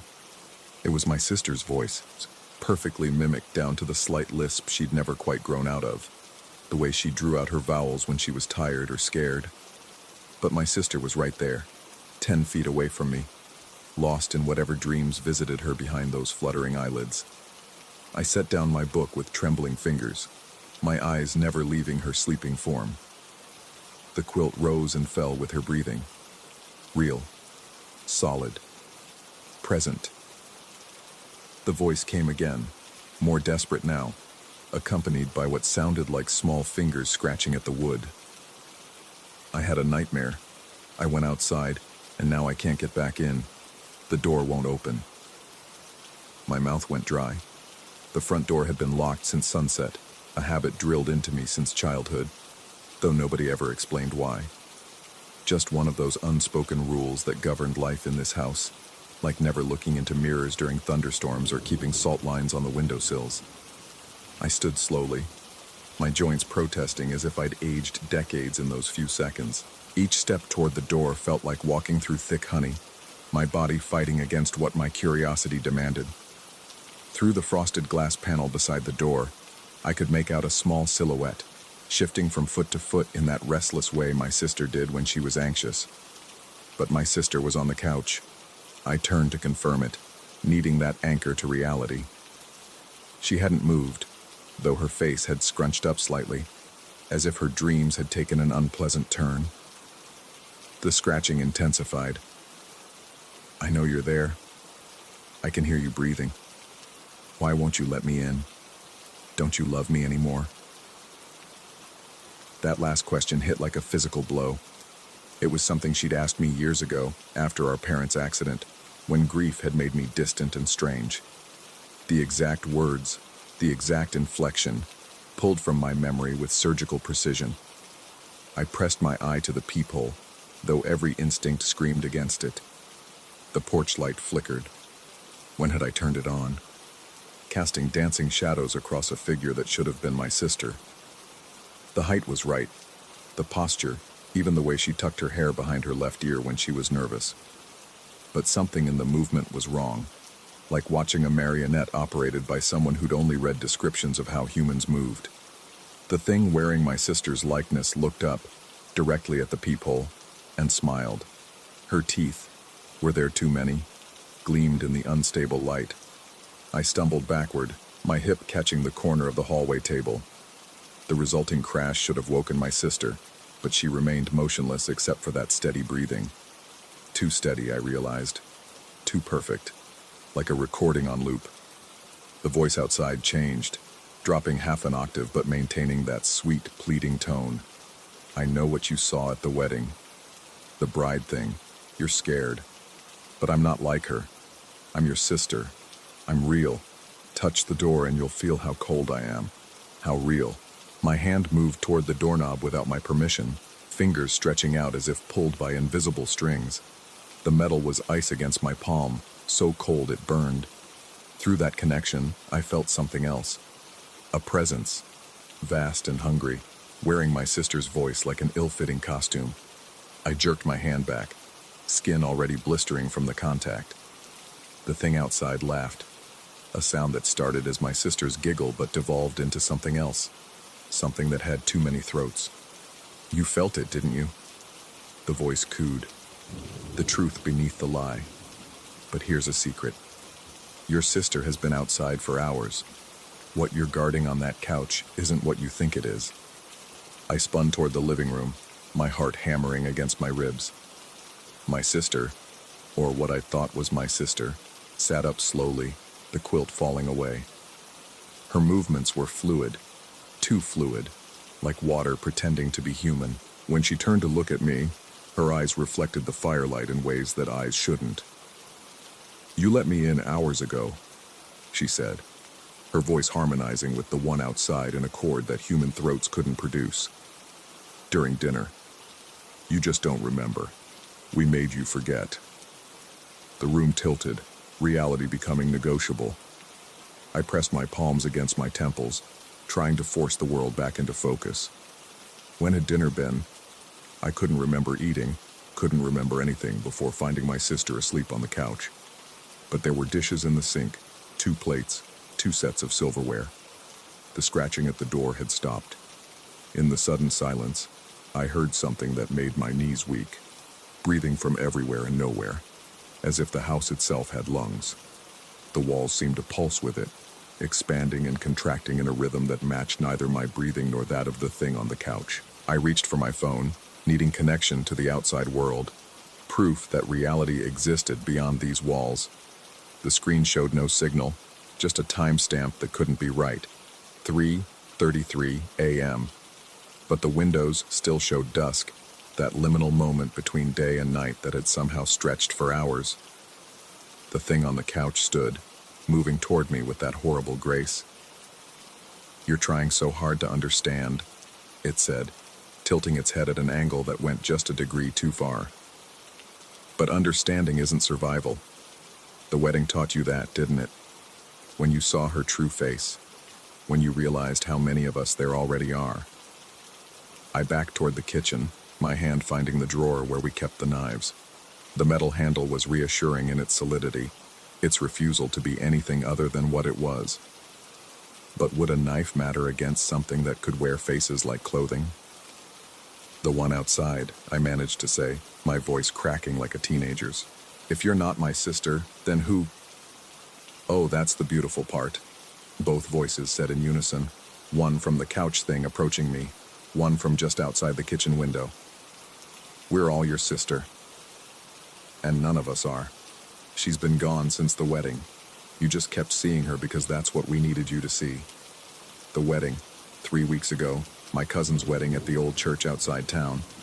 The bride had been radiant, everyone said so, but in one photo, just one, taken as she walked down the aisle, her face had been something else. Too many features overlapping, like a multiple exposure, all of them hungry. The photographer had deleted it, said it was a technical glitch, but I'd seen it. And apparently, it had seen me seeing." The kitchen window exploded inward in a shower of glass that hung in the air too long, each shard reflecting a different version of my sister's face. Through the opening came the cold, a cold that had weight and intention, wrapping around me like searching fingers. I slashed with the knife, connecting with nothing but earning a sound that might have been laughter, or might have been screaming. The thing from the couch had stopped at the kitchen threshold, watching with those fire-lit eyes. "You can't fight us," it said conversationally. "We're already inside. We've been inside since you opened the door, or maybe since before. Time works differently for us." I tried to remember the last normal moment, the last time I'd been sure of reality. This morning, yesterday. The more I reached for the memory, the more it dissolved, like trying to hold water. Had there ever been a normal? Or had I always been here, in this eternal dusk, with things wearing my sister's face? The cold pressed closer, and I could feel thoughts that weren't mine bleeding into my consciousness, images of the house from outside, lit up like a beacon in the darkness, drawing things that had never been human.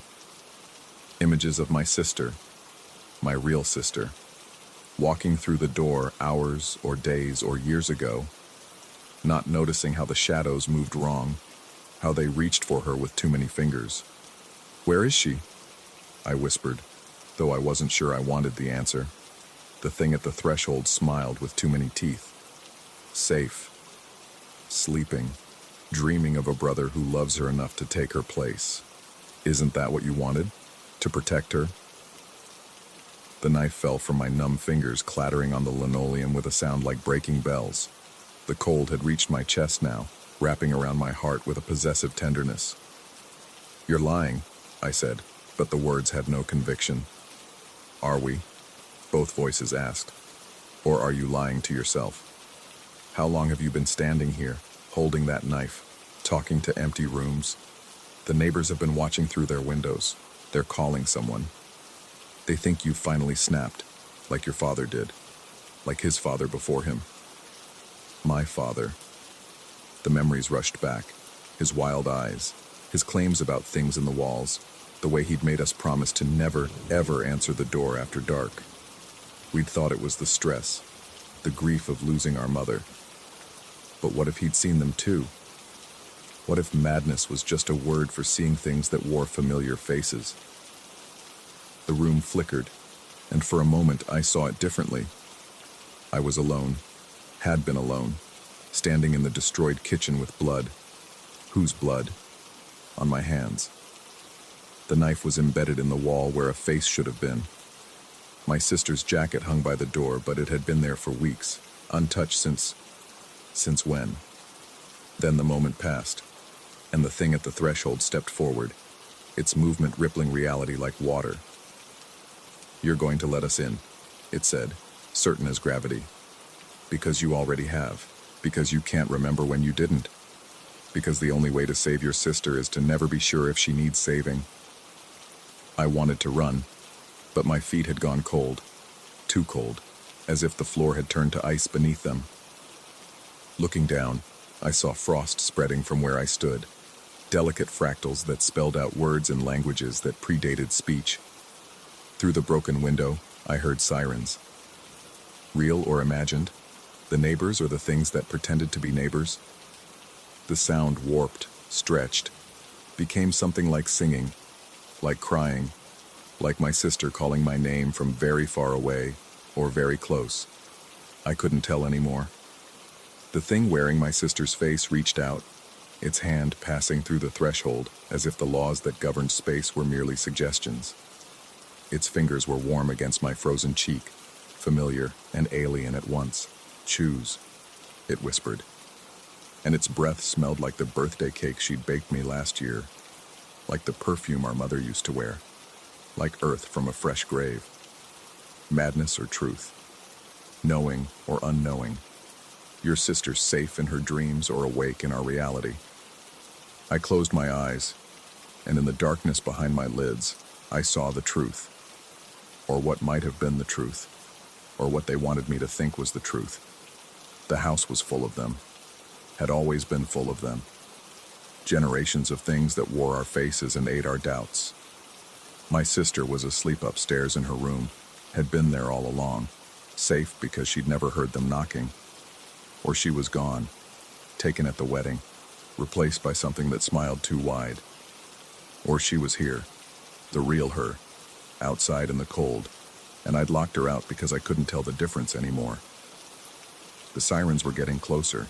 Red and blue lights painted patterns on the walls that looked like faces, like hands, like mouths opening to speak or scream or swallow. I opened my eyes and made my choice, but I can't remember what it was.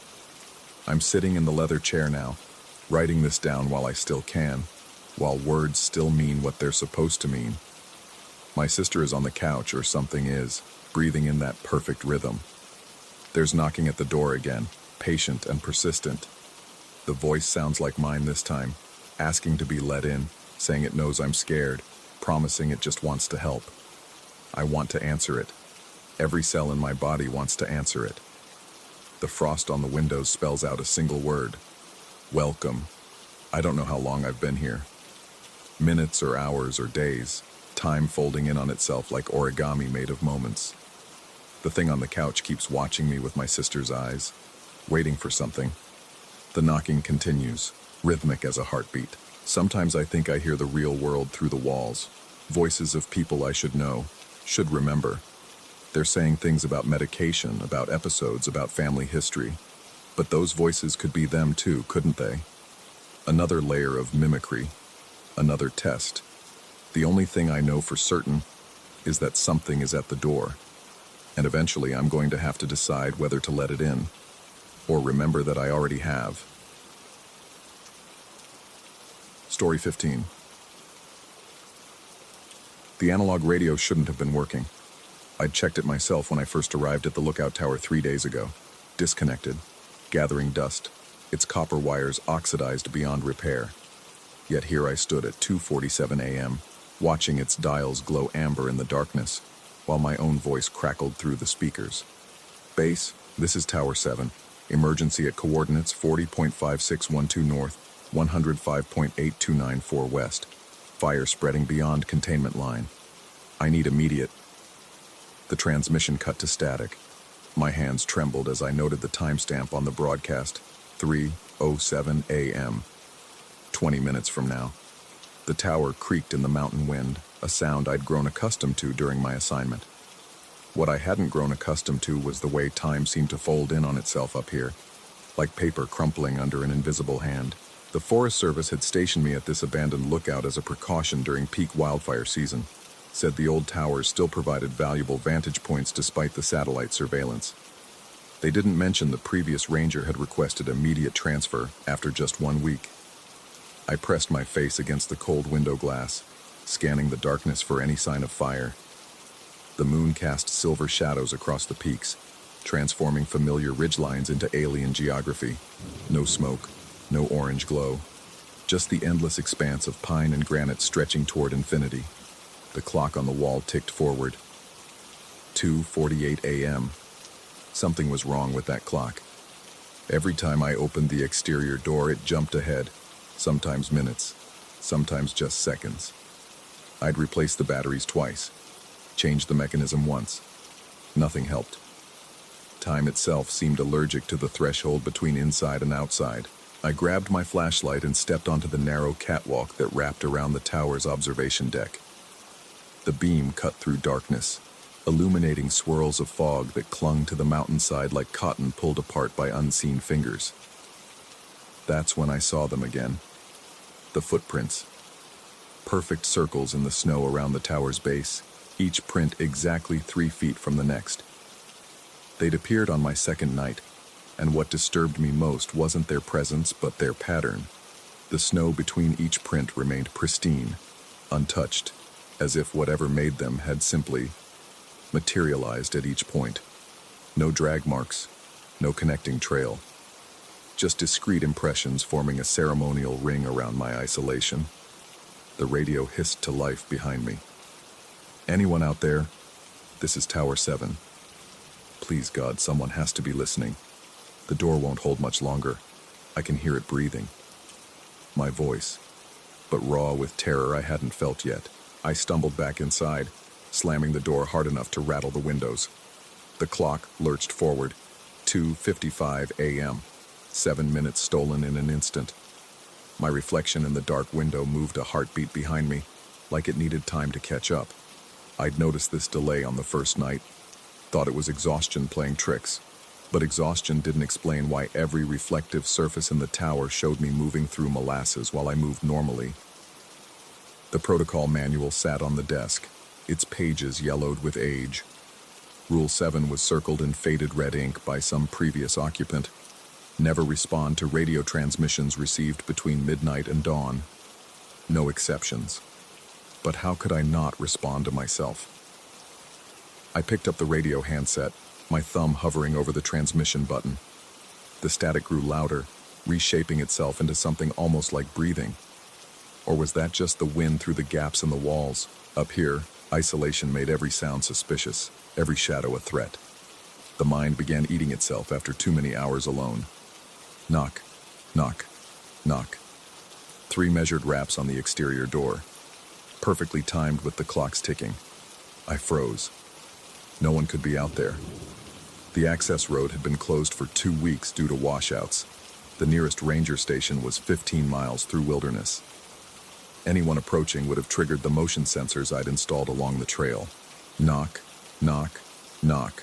The same rhythm, patient, deliberate. The radio crackled. Don't answer it. Whatever you do, don't answer the door.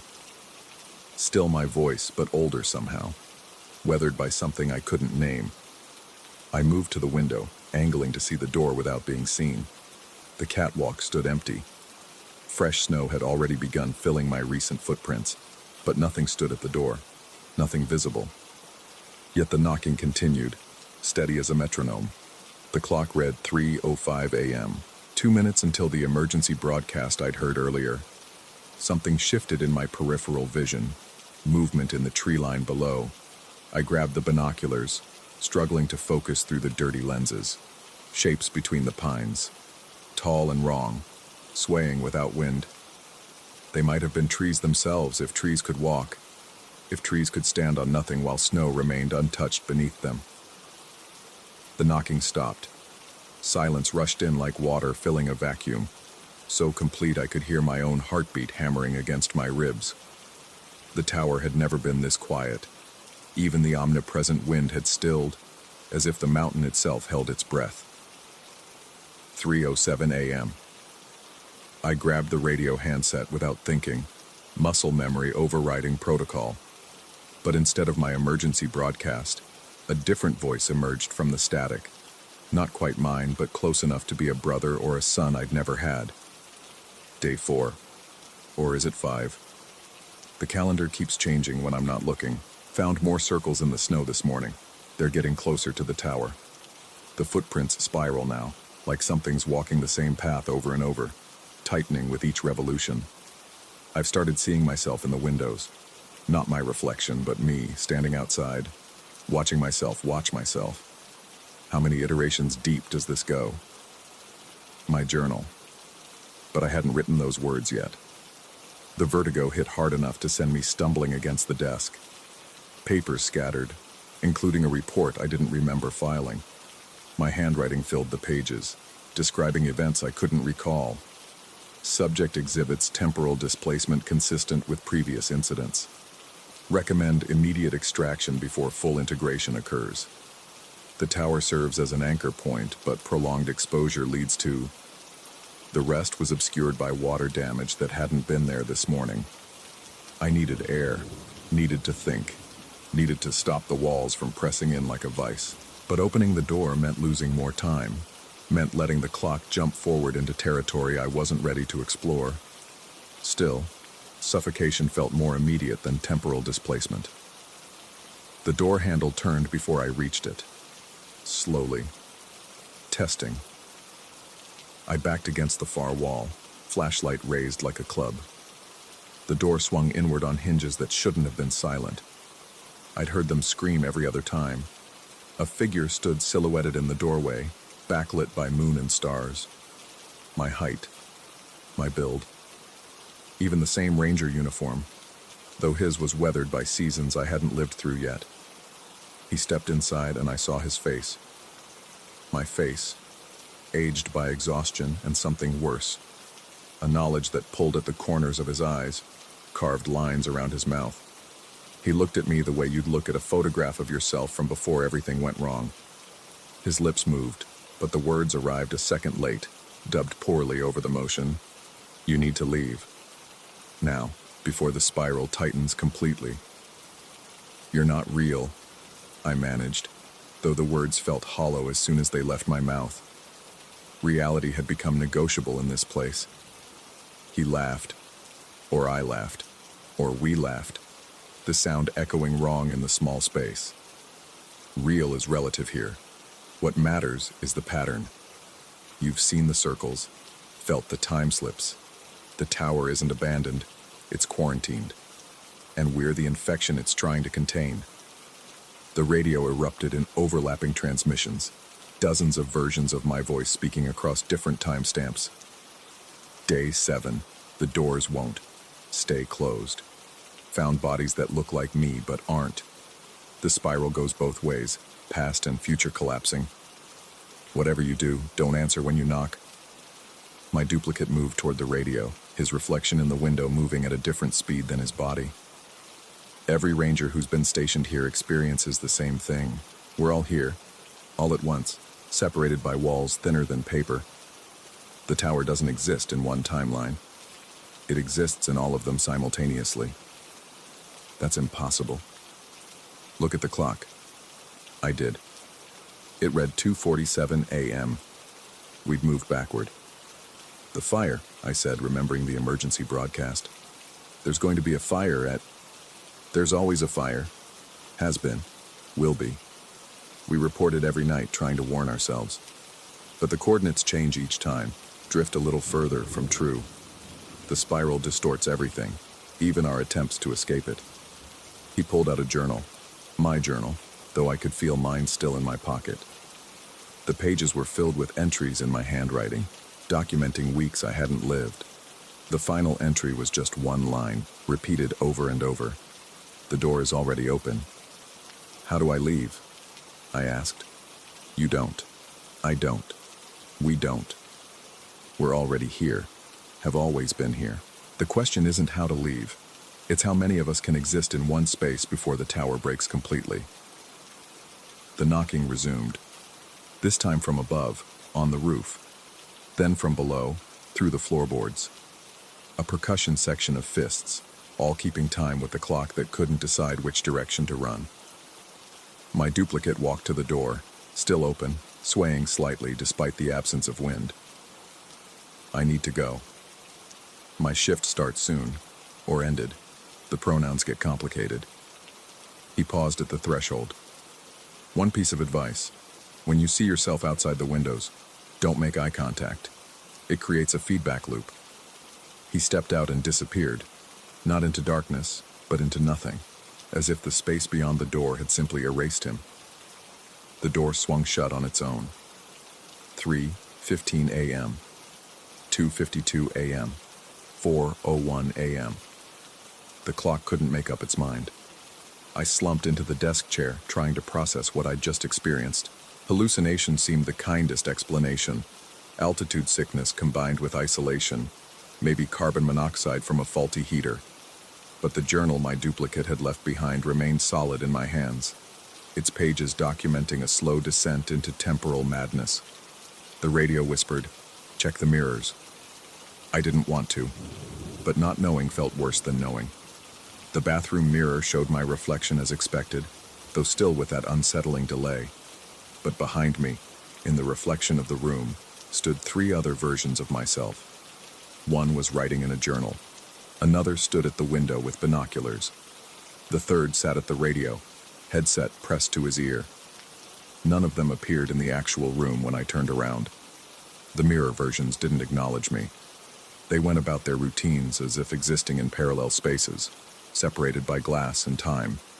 The one at the radio suddenly startled, his mouth forming words I couldn't hear. He grabbed his flashlight and rushed toward the door, toward me, but passed through like smoke when he should have collided with my chest. I stumbled backward, and my delayed reflection stumbled forward, our movements creating a strange synchronization that shouldn't have been possible. For just a moment, we moved in perfect unison, and I felt something else looking through my eyes, or me looking through its eyes. The distinction blurred. The footprints outside had multiplied. When I finally worked up the courage to check, the circles had become spirals, tightening toward the tower's base. Still no connecting paths, just impressions appearing in quantum jumps. The fog had thickened, reducing visibility to mere yards, but shapes moved within it, upright, deliberate, converging. I tried the satellite phone. Dead. The emergency radio. Static. Even the flare gun produced only a dim spark that fell upward against gravity, disappearing into clouds that shouldn't have been there. Every attempt at contact with the outside world failed, as if the tower existed in a pocket universe with population. Me. Or us. The number kept changing.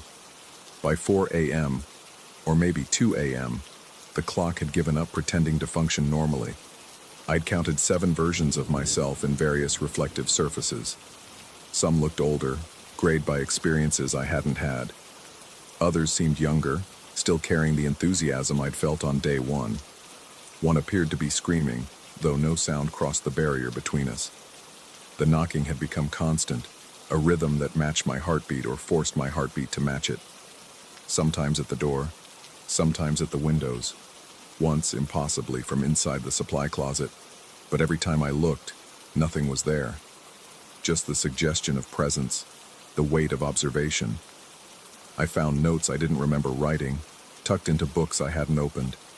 The tower is a temporal sink. We're drain circling. Don't trust the version that comes on night 5. He's been here too long. The fire is real. The fire is a memory. The fire hasn't happened yet. We are the emergency. My hands shook as I read them. The handwriting was mine, but pressured, desperate, as if written in haste or terror. Some were water-stained. Others looked burned around the edges. One was written in what appeared to be ash. The radio had begun broadcasting constantly now, overlapping transmissions creating a chorus of my voice across time. Past me warning about events that had already happened. Future me describing catastrophes yet to come. Present me listening to it all, adding my own confusion to the mix. The spiral is tightening. Don't answer the door. We're all here now. The fire spreads backward through time. Check the journal. I'd stopped trying to determine which transmissions were real. They all were. None were. The distinction had ceased to matter. Movement in the window caught my attention. Not my reflection this time, but someone outside, standing on the catwalk, facing away, looking out at the fog-shrouded peaks. The figure wore my clothes, had my build, but something about the posture was wrong. Too rigid, too still. I approached the window slowly, flashlight raised. The figure didn't react to the beam, didn't shift or breathe or show any sign of life beyond simply existing. Then, with mechanical precision, it turned its head, just its head, the body remaining motionless, to look directly at me, my face. But the eyes were empty, not blind, not dead, just absent, as if the person had been hollowed out, leaving only the shell to maintain the watch. It smiled, and the expression looked like something that had learned about smiling from a textbook, but had never felt joy. It raised one hand and knocked on the glass. 3 times, perfectly synchronized with the clock. I jerked back, and when I looked again, the catwalk was empty, but frost had formed on the window in the shape of a handprint. On the outside, the journal my duplicate had left contained entries that grew increasingly frantic toward the end. The last coherent passage read, "I understand now. The tower doesn't trap us. We trap ourselves. Every version that comes here, thinking they're the first, adds another layer to the spiral. We're not experiencing temporal anomalies. We are the temporal anomaly. A human record skipping in space-time, playing the same track over and over with slight variations. The only way out is to break the pattern, but breaking the pattern means..." The entry cut off mid-sentence. The next several pages had been torn out. I heard footsteps on the roof, measured, deliberate, walking in circles. The ceiling creaked with each step, dust drifting down like snow. Then the walking stopped directly above my head. A drop of something dark splashed onto the desk. Then another. I looked up to see moisture seeping through the ceiling boards. Not water, but something viscous, almost oily. It pooled on the desk, and in its surface, I saw a reflection that wasn't mine. Or rather, it was mine but wrong. Features slightly off, as if someone had tried to reconstruct my face from memory. The reflection smiled and mouthed words. "Your turn." The clock read 13:65, an impossible time for an impossible place. I grabbed the emergency protocols manual, desperate for any guidance. But the pages had changed. Where once there had been rules and procedures, now there were journal entries. Hundreds of them, all in my handwriting, all documenting different experiences in the tower. Some described events I remembered. Others detailed nightmares I hadn't lived yet. One entry stood out, written in fresh ink that hadn't been there moments ago. Night 4. Or infinity. Hard to tell. Found myself outside looking in, watching myself read this journal. The recursion is complete. We're viewing ourselves from every possible angle simultaneously. The tower is a prism, and we're the light being split into component spectra. Each version thinks it's the real one. Each version is right. The lights flickered. Not electrical failure, but something more fundamental, as if reality itself had briefly lost power. In the darkness between, I saw them. Dozens of versions of myself, all standing in the same space, occupying different temporal coordinates. Some were sitting, others standing. One was screaming silently. Another laughed at something I couldn't see. When the light steadied, I was alone again. But the room felt crowded, full of presence just beyond perception. The radio produced a new transmission, clearer than any before. This is Tower 7 to all versions of Tower 7. The convergence is accelerating. We're approaching critical mass. Recommend immediate. Static consumed the rest. But I knew what came next. Evacuation. Except there was nowhere to go. Every path led back to the tower. Every escape route curved into a circle. I made a decision. If the pattern needed to be broken, I'd break it. I grabbed the emergency axe from the wall and approached the radio. One swing would end the transmissions, stop the temporal bleeding, maybe sever whatever connected all these versions of myself. But as I raised the axe, I saw my reflection in the radio's dark screen. It was already swinging, already bringing the axe down. I was following my reflection rather than leading it. The effect preceded the cause. The axe hit the radio, and reality shattered. Not like glass, like layers of paper being pulled apart. I could see through the gaps, see other versions of the tower existing in the same space. In one, the place was on fire, flames licking at the walls while I desperately tried to broadcast a warning. In another, I sat calmly at the desk, writing in the journal. In a third, something that might have been me, but wasn't quite human, stood at the window, tapping on the glass with fingers that bent the wrong way. The layers began collapsing back together, but wrong, overlapping without synchronization. I existed in multiple states simultaneously, sitting and standing, young and old, sane and something else. The sensation was like being stretched across dimensions, every atom pulled in different directions. Then, suddenly, silence. I stood in the intact tower. The radio sat undamaged on the desk. The axe remained on its wall mount. The clock read 2:47 a.m., the beginning. Again. But this time, I remembered. All of it. Every loop. Every version. Every futile attempt to escape. The knowledge sat in my skull like a tumor, growing with each iteration. How many times had I lived this night?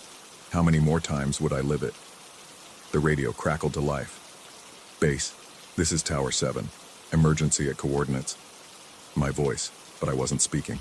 I turned to find another version of myself at the radio, beginning the broadcast I'd heard a lifetime ago. He didn't see me, couldn't see me. We existed in adjacent moments, invisible to each other except through reflections and shadows. Understanding finally dawned. The tower wasn't haunted. It was broken.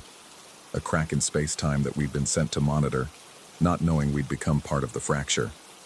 Every ranger who'd been stationed here was still here, will always be here, caught in overlapping loops that occasionally bled through into each other's reality. I walked to the door, no longer afraid of what lay beyond. The footprints in the snow made sense now.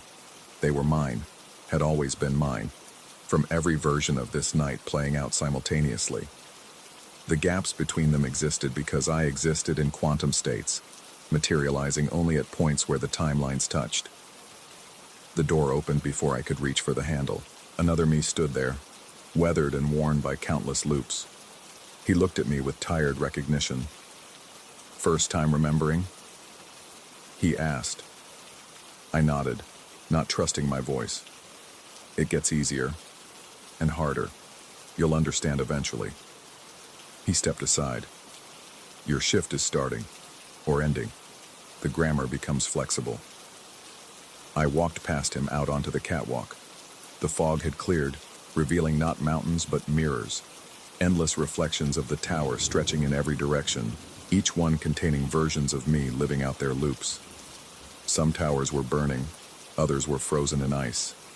A few seemed to exist underwater, impossible though that was. The original mountains were still there, glimpsed between the reflections like reality, showing through cracks in a broken screen. But they seemed less real than the mirrors, less substantial than the infinite recursion of towers and selves. I understood then why the protocol said never to answer transmissions after midnight. It wasn't about the transmissions, it was about the recognition. Hearing your own voice, understanding your own situation, remembering the loops. That's when you became fully integrated into the anomaly. That's when escape became impossible. But had escape ever been possible? Or was that just another illusion? A hope we clung to while circling the drain of collapsed time? I looked up at the stars, but they were wrong. Too many, too bright, moving in patterns that suggested intelligence rather than physics. They pulsed in rhythm with the knocking that never stopped, the heartbeat of something vast and patient. The clock inside struck 13. An impossible hour for an impossible situation. I began walking the spiral path in the snow, adding my footprints to the pattern. Somewhere, another version of me was just arriving at the tower for the first time.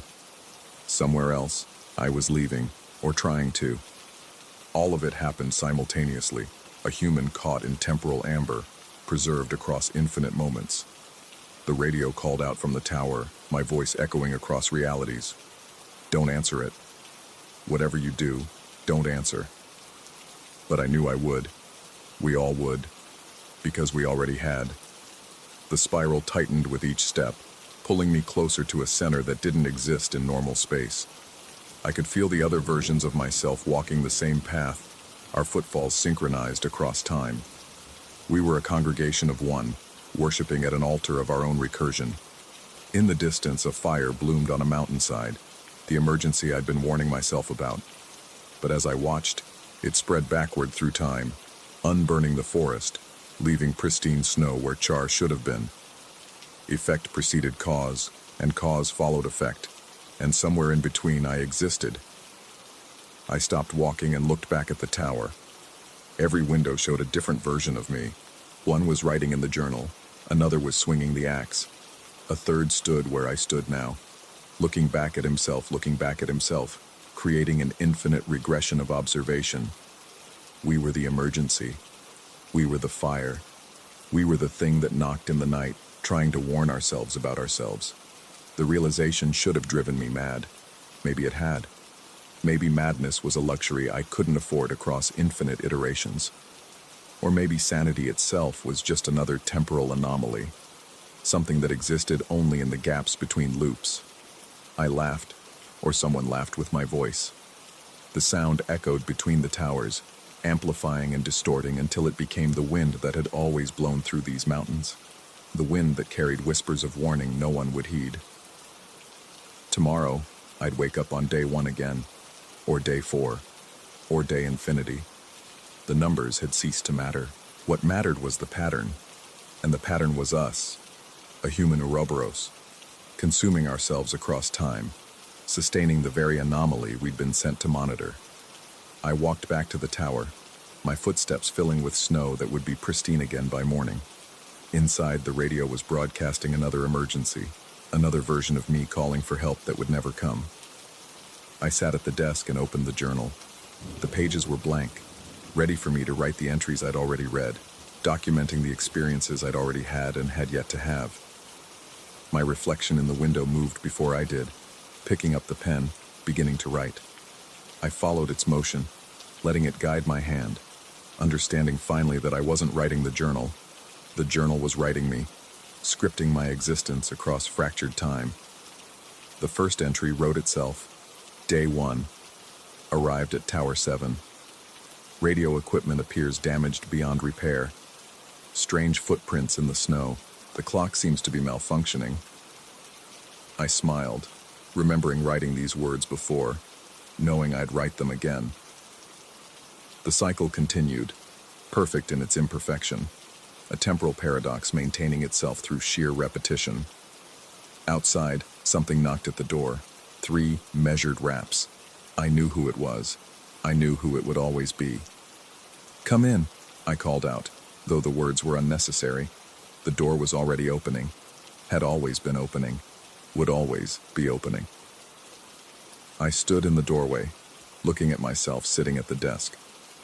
Our eyes met across the impossible distance between now and then, between here and there. "Welcome to Tower 7, we said in unison. our voices creating a harmony that shouldn't have existed. Your shift is about to begin. The clock chimed midnight, or noon, or some other hour that existed outside of normal time. In the radio static, I could hear the mountain breathing, patient and eternal, waiting for the next ranger to arrive, to add another layer to the spiral that had no beginning and would have no end. I closed the journal, knowing it would be open again soon, filled with words I hadn't written yet. The tower creaked and settled, adjusting to the weight of infinite presence. Somewhere, a fire was starting. Somewhere, I was arriving for the first time. Somewhere, the pattern continued. And in the reflection of every surface, we watched ourselves watching ourselves, an endless recursion of observation and horror, trapped in a tower that existed everywhere and nowhere, monitoring an anomaly that we had become. The radio whispered one final transmission before falling silent. This is Tower 7. All is well. All has always been well. All will always be well. Please send replacement. Please send help. Please don't send anyone. We're already here. Static consumed everything, and in that white noise, I heard the truth. We weren't stationed at the tower. We were the tower. And the tower would stand forever, a monument to temporal dissolution, staffed by every version of ourselves across infinite time, watching the mountains that were mirrors that were mountains, waiting for a relief that had already come and would never arrive. The knocking continued. It would always continue. 3 raps, perfect as clockwork, perfect as the pattern that bound us all. In the distance, dawn broke over peaks that shouldn't have existed, casting shadows that fell upward into yesterday's night. I picked up the pen and began to write. Day 1. Arrived at Tower 7.